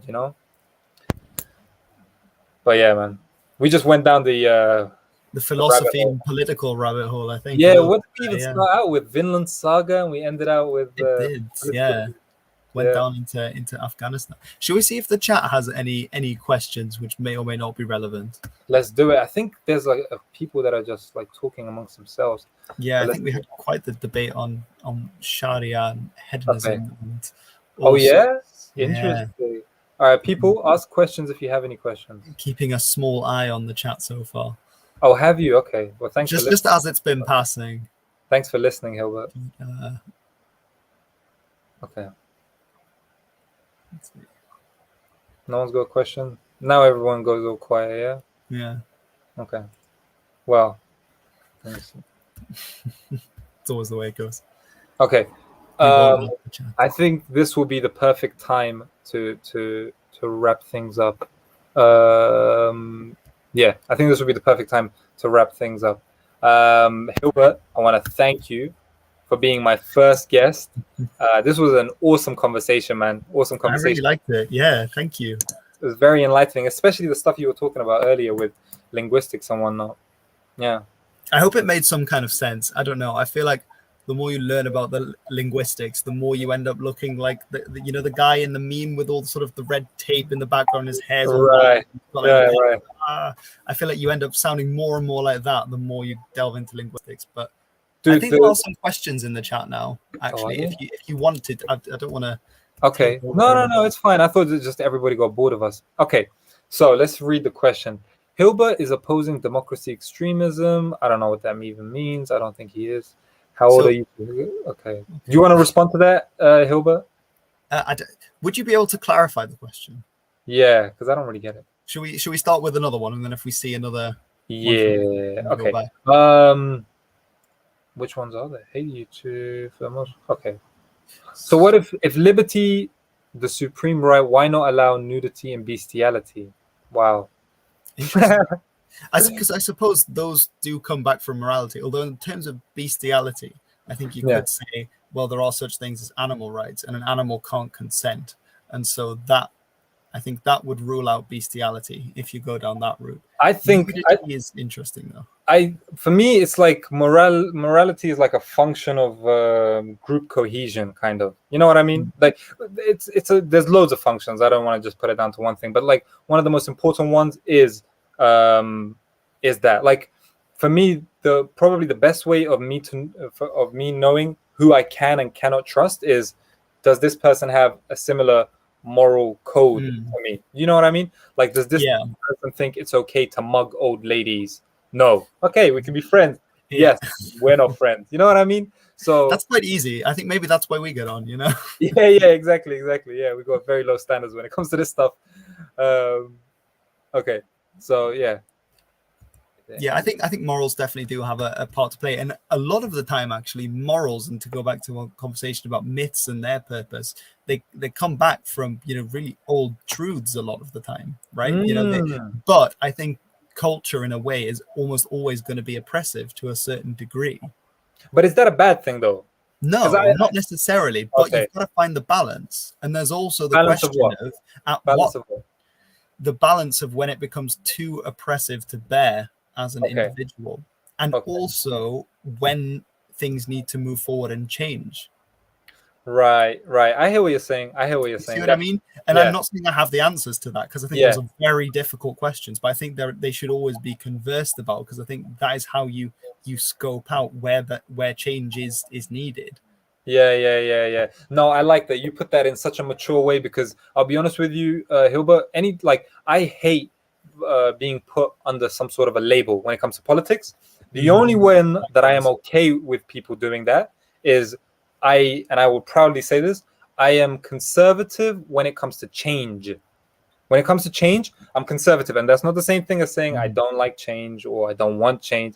It just means that I take change very seriously, because especially with these like really big things that we're like talking about and that really matter in society, when you change it, it's not the same as like me, this pen going this way and then this way. That like doesn't change anything really. It's just my wrist, nothing.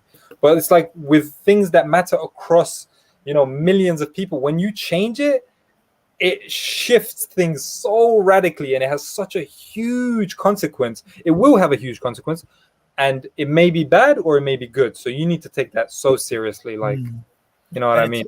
It's also like why we were talking at the very start of the conversation about why history is important. And a lot of the time, the reason things are the way they are is for a very important reason that took centuries or millennia to figure out. And by changing it, you naturally move into the unknown, because you don't know what's going to happen because it's changed. So I think you're right that we need to be very, very conscious about, very large political or social topics and change, because we don't necessarily know what the outcome of that change is going to be. Yeah, absolutely. And for me, cultures like the did you ever play the game It when you were a kid? Like tag or It, whatever. Yeah. You know how you had like a home base where you just touch it and like nobody can hit you. Mm-hmm. You know what I mean? Like you hit someone and then we used to call it a homie. Like if we have a homie area, nobody else can touch you. Okay, that's a bit different. I mean, maybe I'm thinking of a different game where it's just where one person is it and they say tag and then the other person is Yeah, it. it's that one, but I think I may have like because I've said this to other people and they didn't know what I was talking about. But so it's that game, but the ones that I played with some people, it would have like a little base, like a safe space where you can't be caught. exactly. Right. In my head, culture is that where it's like interesting. Say if there's like huge geological changes that happen, God forbid, like a tsunami or this, or huge economic troubles, or even humans being morons and doing wars and genocides, whatever. The thing that kind of gets you back to, all right, we have to regroup, come on, focus, is culture. Now, obviously, you can't just always stay in that mentality because how do you progress then? You know what I mean? You're not going to progress. That culture is just there so that you don't go extinct or you don't, go past a certain point of just diminishing returns. You know what I mean? That's like the way I think about it in my head. I think that does make sense. Yeah. And I think a lot of, things in culture, even things that are being sort of torn down today, do exist for an important reason. But it's always good to question of when do we need to, update things. And, it doesn't necessarily mean you have to tear it down, by the roots. It can just mean, formulating it in a slightly different manner. Yeah, that's true. That's true. There's been a lot of questions in the meantime. I know. And there's one that I really like. If you don't mind, I'll choose this one. Go for it pertains to both of us Brits. Okay. Joe Ducepo. What do you think of the British monarchy? Should we have a republic to be a true democracy? I'll let you go first. I don't think we should get rid of the monarchy. I quite like the monarchy for a number of reasons. One is because I'm into history, and so the kings and queens is just it is a classic thing, but that's not really a political point of view. The other is I think for culture and national identity, it's quite important in this country. And I think would we be more democratic? If you look at some of our politicians now, do we want more of those? Like the thing is, like the Queen, like which decisions does she make? She's no longer really that actively involved, but as a cultural figurehead on the international stage and also for things like tourism, I know they cost a lot of money, but I think I'm right in saying they bring in a lot more money than they cost. Yeah, so, absolutely. I think economically. But I think for the nation, they're important in that way. And I feel the same about the Dutch royal family, which I see as my royal family. Okay. But nice. Even though you have like a British accent, yeah? Well, yeah, I mean, I can go into RP or I can go and proper Geordie when I'm speaking with my friends, you know how it is. That's hilarious. And slip into Dutch. So it's just different parts of my own identity, to be honest. Okay, fair enough. I would definitely echo your sentiment. But with me, it's interesting, and maybe this happened to you, Hilbert. I started out as being a diehard hater of the concept of monarchy. Really? I don't like that. Yeah, I don't like the idea of like I like meritocracy. Even when we were learning about medieval Europe, and I got introduced to Protestantism as juxtaposed to Catholicism, I was like, oh, Protestantism is so lively and dynamic and energetic. Like, I like never been to one of the churches then. Yeah. Oh, yeah. That's true. Apparently, it's so bland and boring. But I like the notion of you have to work for a position of status. I'm not against status, but the fact that like I'm working hard to attain a position of status, and this person was just born into a random lineage. That is the thing, yeah. You know what I mean? That really freaked me out, and especially they have those OBE ceremonies. Sorry, say that again. The OBE ceremonies, I think it's once a year where you just get knighted. Oh yeah. And you have to like you have to be on one knee and like the queen's standing and you're on the ground looking down. I'm like, the visual is just, I'm not doing that for nobody. And funny story, I used to be really into tennis at one point. I still am kind of. And this was just when Andy Murray was the ugly duckling of the group. Like Djokovic had joined Federer and Nadal had basically overtaken Federer, and Federer was kind of getting old, but still sticking to his guns. And it was those three, and Andy Murray's like number 4. But I always liked him because he had a lot of like tenacity. And anyway, there was like uproar because he was going to play on center court, and the Queen was going to come and see him. And Andy Murray goes, I'm not going to bow in front of her, because apparently it's ceremony, you just bow in front of the Queen. Wait, he's Scottish, isn't he? Exactly, yeah. So the media went crazy, and I was ready to buy a poster of Andy Murray, put it on my on top of my bed. And I was just like, I love this energy. This is beautiful. You're going to overtake all of those other guys. Forget those other guys. You're going to leave them behind. On the day of the match, I'm watching. I'm not even watching for the match. I think he was playing someone like Vadasco or some other really good, like now Bandy and another top 10 guy. So I was really excited just for that, like for him to not bow. And you know what he did? He bowed. He bowed. It's the social pressure. It was the social pressure. And I was like, Andy, man. I can't believe you did this, Andy. You betrayed me. You betrayed me. But you know what's hilarious about that? Like, I'm not sure if you've seen this before, but like whenever Andy Murray plays, when he wins, he's called British tennis player Andy Murray. Whenever he loses, it's Scottish tennis player Andy Murray, which is very funny. Like that's hilarious. Yeah, but then I so that was me when I was like 16, 17, 18. And then I got round to what you're saying, where just the, again, culture we were just talking about, like having something that kind of unites people. Don't even like delve into it even further than that. Just something that brings people together.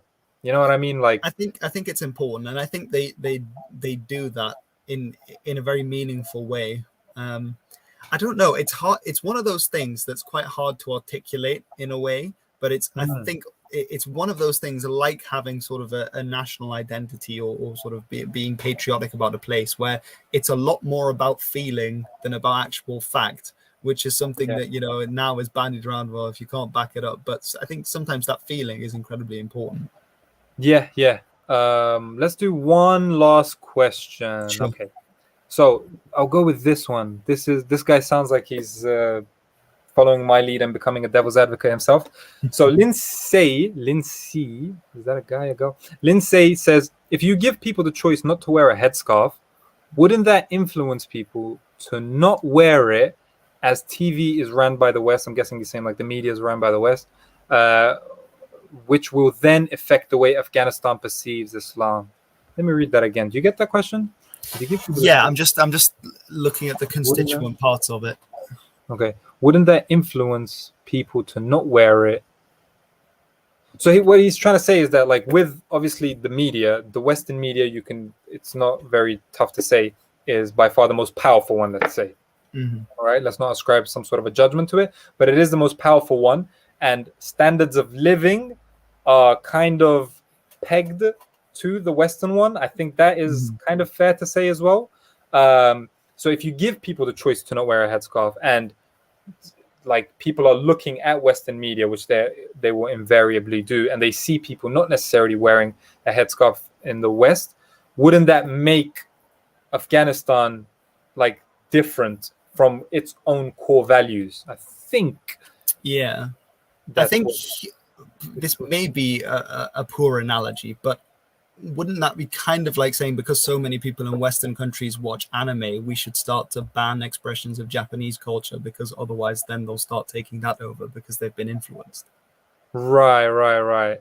Okay, so you're like, it's almost as if saying that any kind of cultural transmission is bad. Well, I mean, I don't think cultural transmission is necessarily bad. I think it happens all the time throughout history. But I think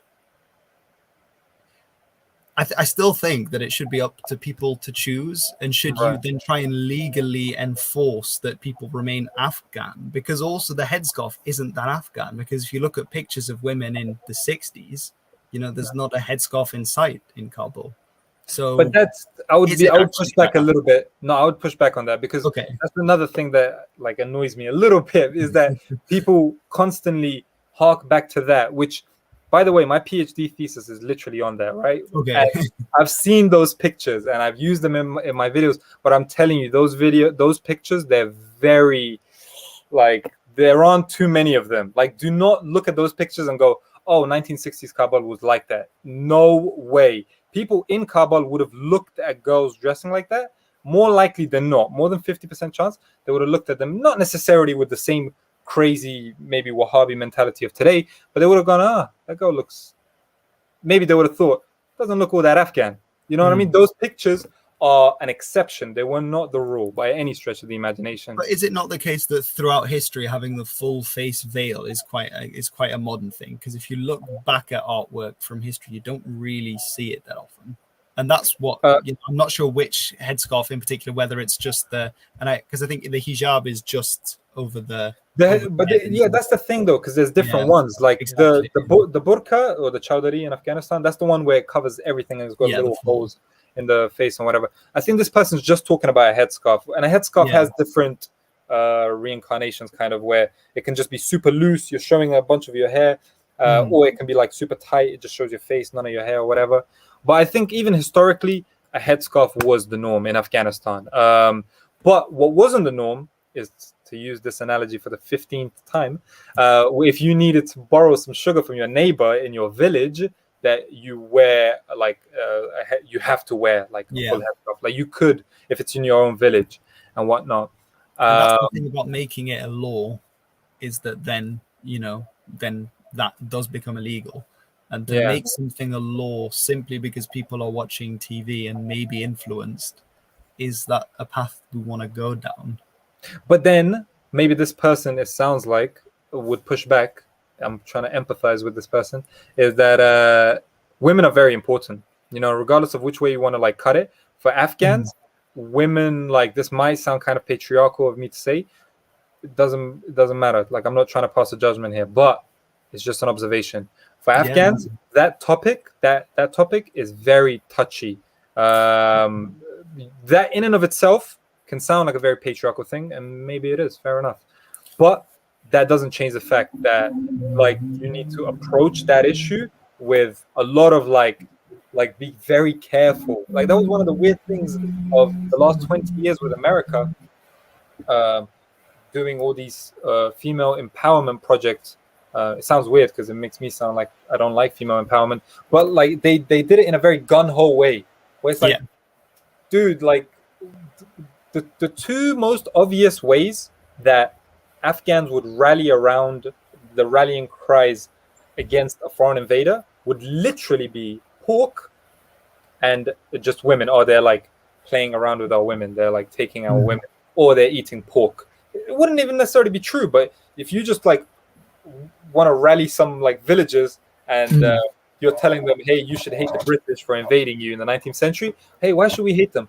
Well, they eat pork and they steal your women. It's like those are the two main things. So it's like that topic.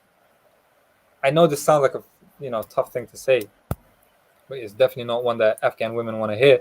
But it's a very touchy subject. You got to like approach it with a lot of sensitivity. You know what I mean? I think so, especially when something is very deeply culturally embedded. I mean, I think that is one problem in the West when we're talking about, I'm saying the West as if it's one monolithic culture. It's not. There's a lot of difference there as well. But in other parts of the world, where cultures are more conservative, that is an attitude that is there, and it's one that's held by most of the women too. That's something we also forget. And but for me personally, I know I'm coming back to it, I think that's why the choice is important, because then if you are a conservative woman, you can live that way. Then that is fine. Okay. For me, that is equally as important, that if you're a more, let's say, liberal woman, that you can live that way. Is that if you wish to be conservative, then you are fully entitled to do that, and no one can take that away from you. And I know lots of women do. And something that wasn't covered as much is that in Kabul, there were also women coming out. I mean, they were all in the full burqa, but they were coming out in support of the Taliban. And there will be women that support the Taliban. And because women aren't, a monolith either, there's lots of different opinions.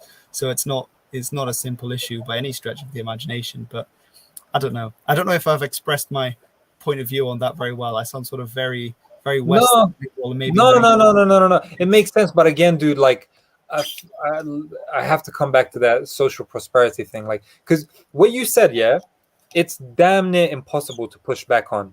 But you need to have, in my humble opinion, I don't want to make it sound like I'm lecturing you, but like in my humble opinion, you need to have that prosperity in the first place, where you're not worried about basic things like clean water, like a mine blowing up your cab as you're going to the next city, things like that. Once you have that, then I think people just because humans are naturally very pragmatic individuals. Like we are forced to be.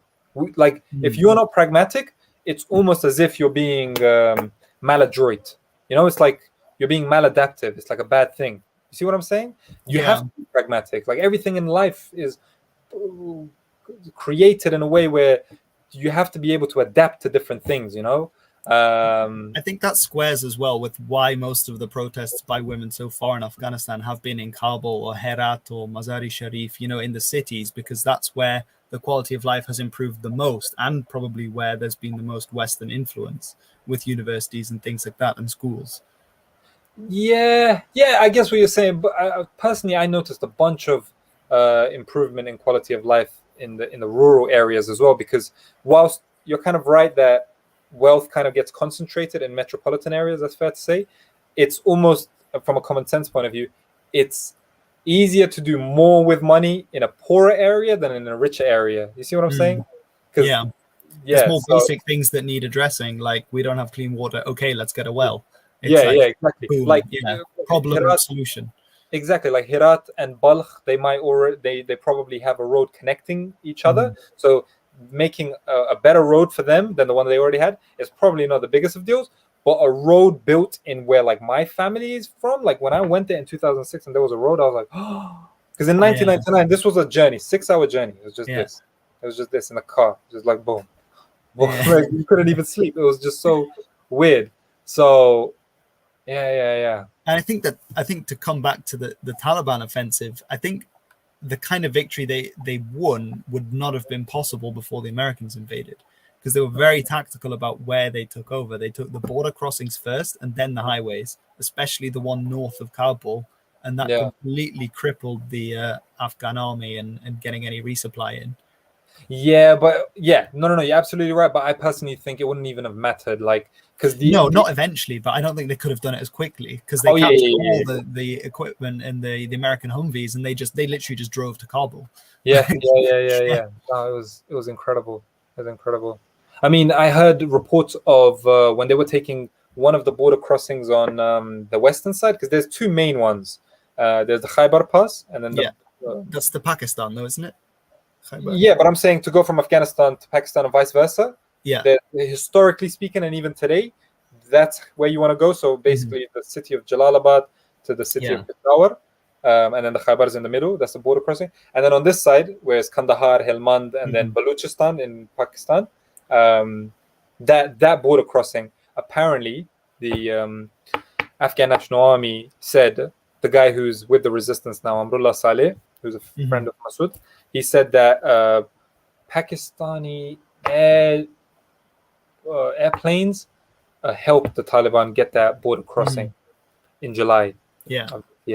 So I mean, it'll be interesting as just a history nerd if in like a few years or in a few decades, like information comes out that sheds a light onto their strategy, of like how they tended to do this. Because, dude, this was like what they did. I think this is going to go down in the history books, honestly. I think so. I mean, it's really interesting because I really got into it for the video I made, and I think a lot of it was the social media. Without social media, I don't think it would have been possible either. Because like every time they'd cut off an outpost in an area that wasn't that important, so the government was like, you know what? There's like 20 guys up there. They're on a hill. Like no one lives there. Screw it. Well, you know what? It doesn't matter if they surrender. Whatever. The troops there were unmotivated. They hadn't been paid, running out of food, didn't have any ammunition, weren't being backed up. No American air power. They thought, I'm going home.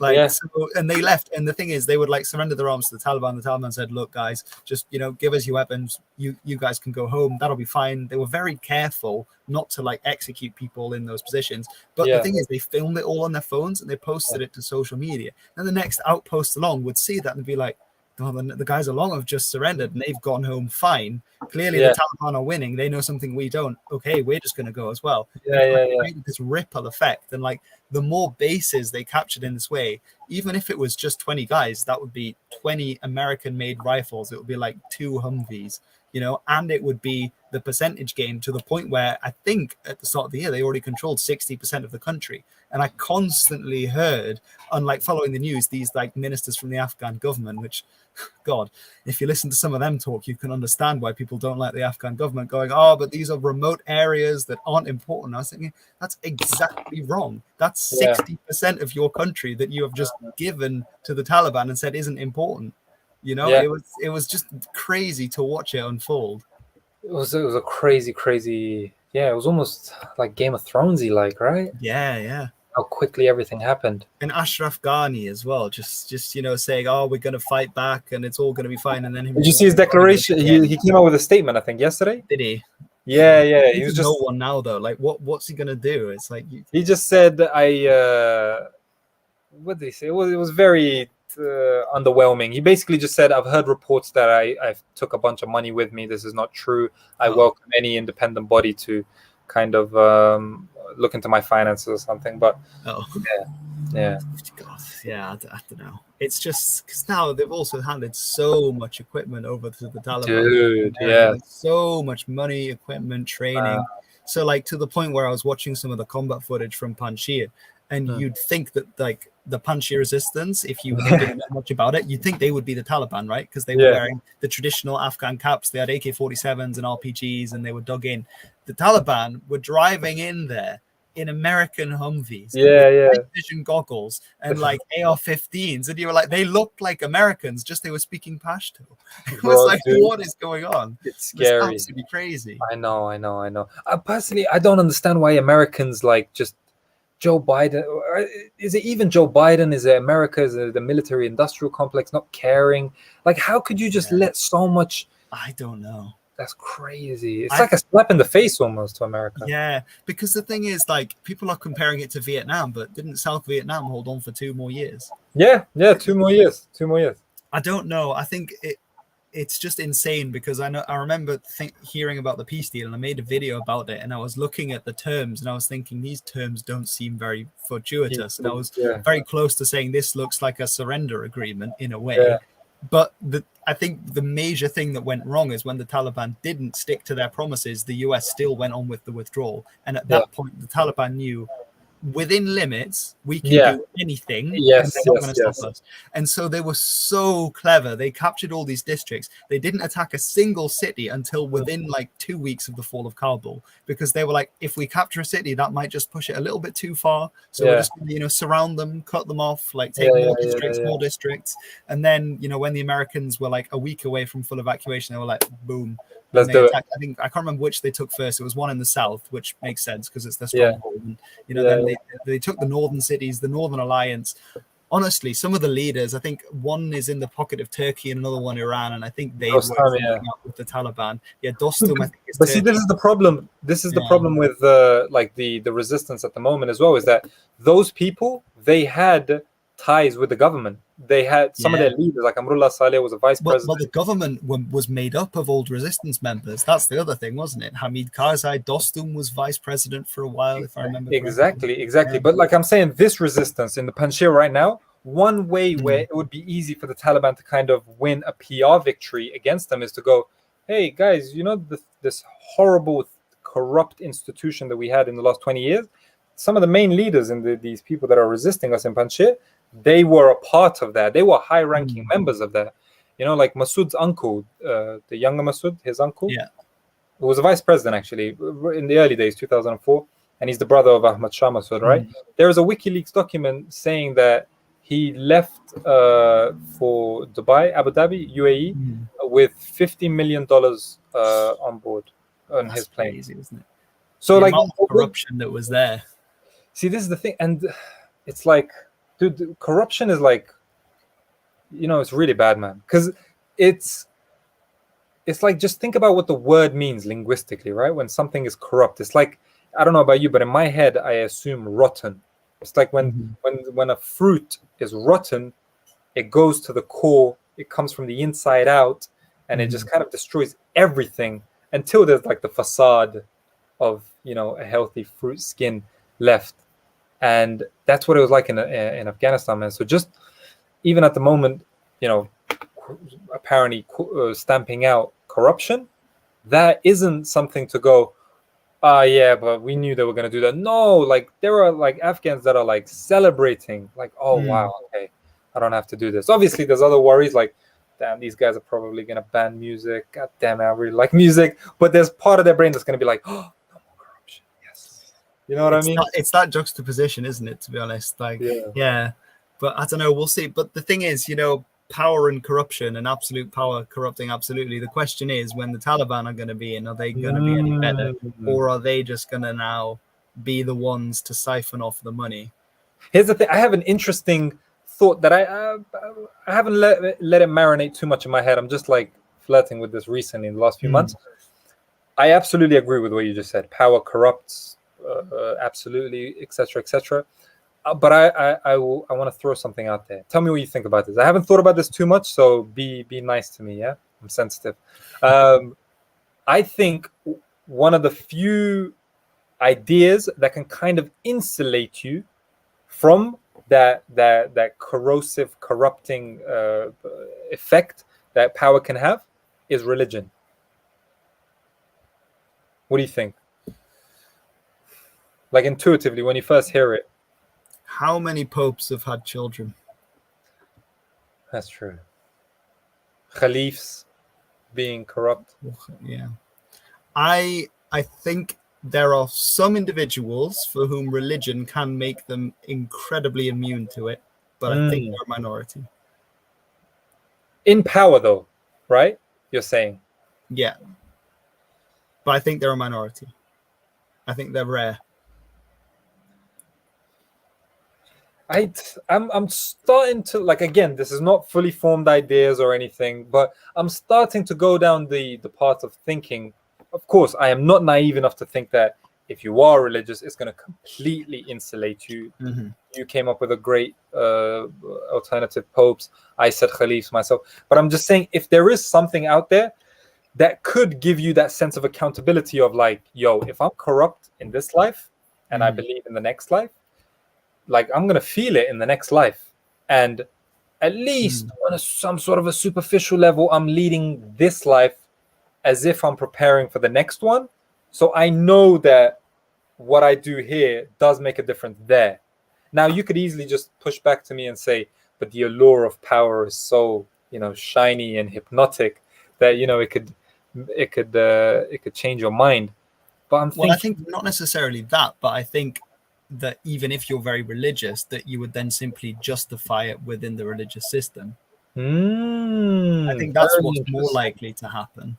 Go with that. What do you mean? If the Islamic State, they became incredibly wealthy as well. But I'm sure they weren't thinking, oh, God, I've done this. I'm never going to end up in Jannah. I think they were thinking, yeah, but I'm the one that's leading the crusade is definitely the wrong word. I'm the one that's leading the global jihad. It's like that you would justify it within the system and say, of course, I'm going to end up in paradise.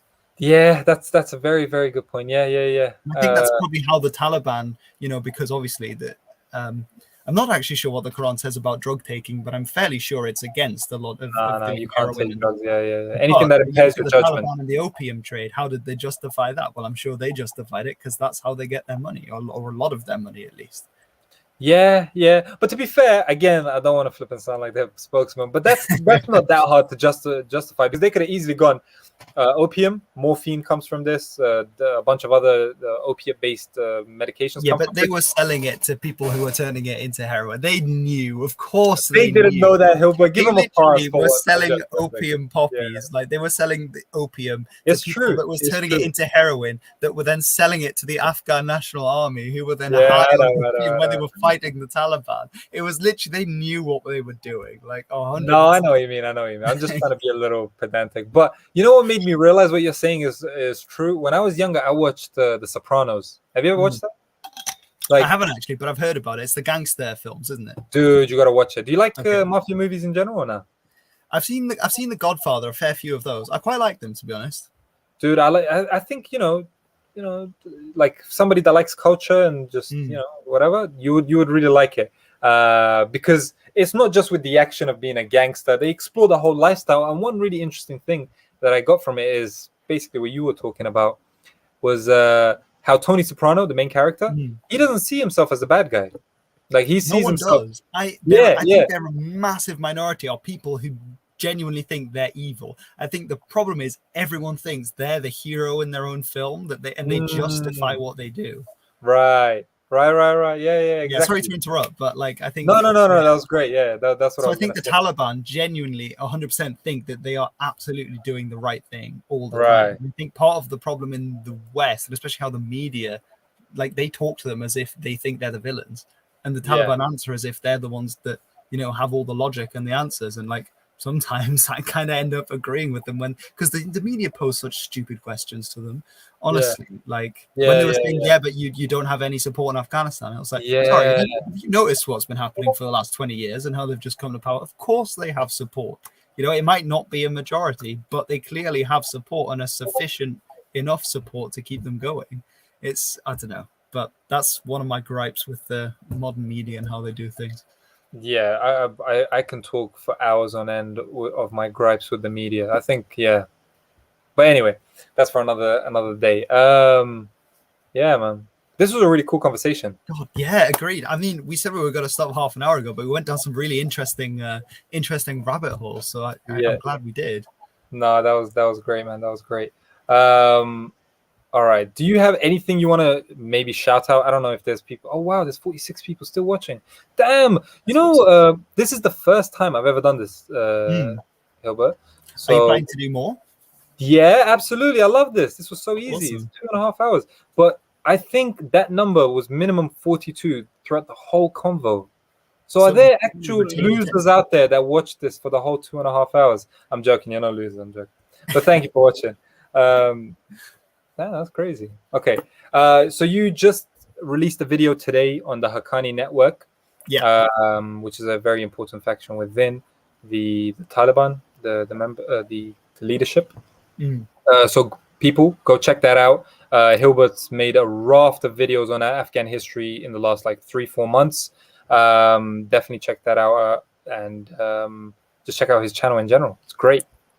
Oh, thank you for the shout out there. No worries, man. No worries. It was my pleasure. Thank you for joining me, man. Yeah, we should do this again sometime. Definitely, I would absolutely be down. And thanks everyone for tuning in and for the questions and the let's call it the lively discussion. Yeah.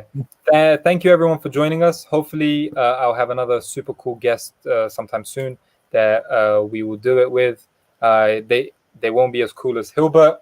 To be fair, I'll probably say the same thing to them that I just did to Hilbert. That's okay. But, that's allowed. Yeah. At least I'm honest. Okay, guys. Thank you very much. Take care, everyone. Bye. Thanks for tuning in, everyone. Bye. Bye.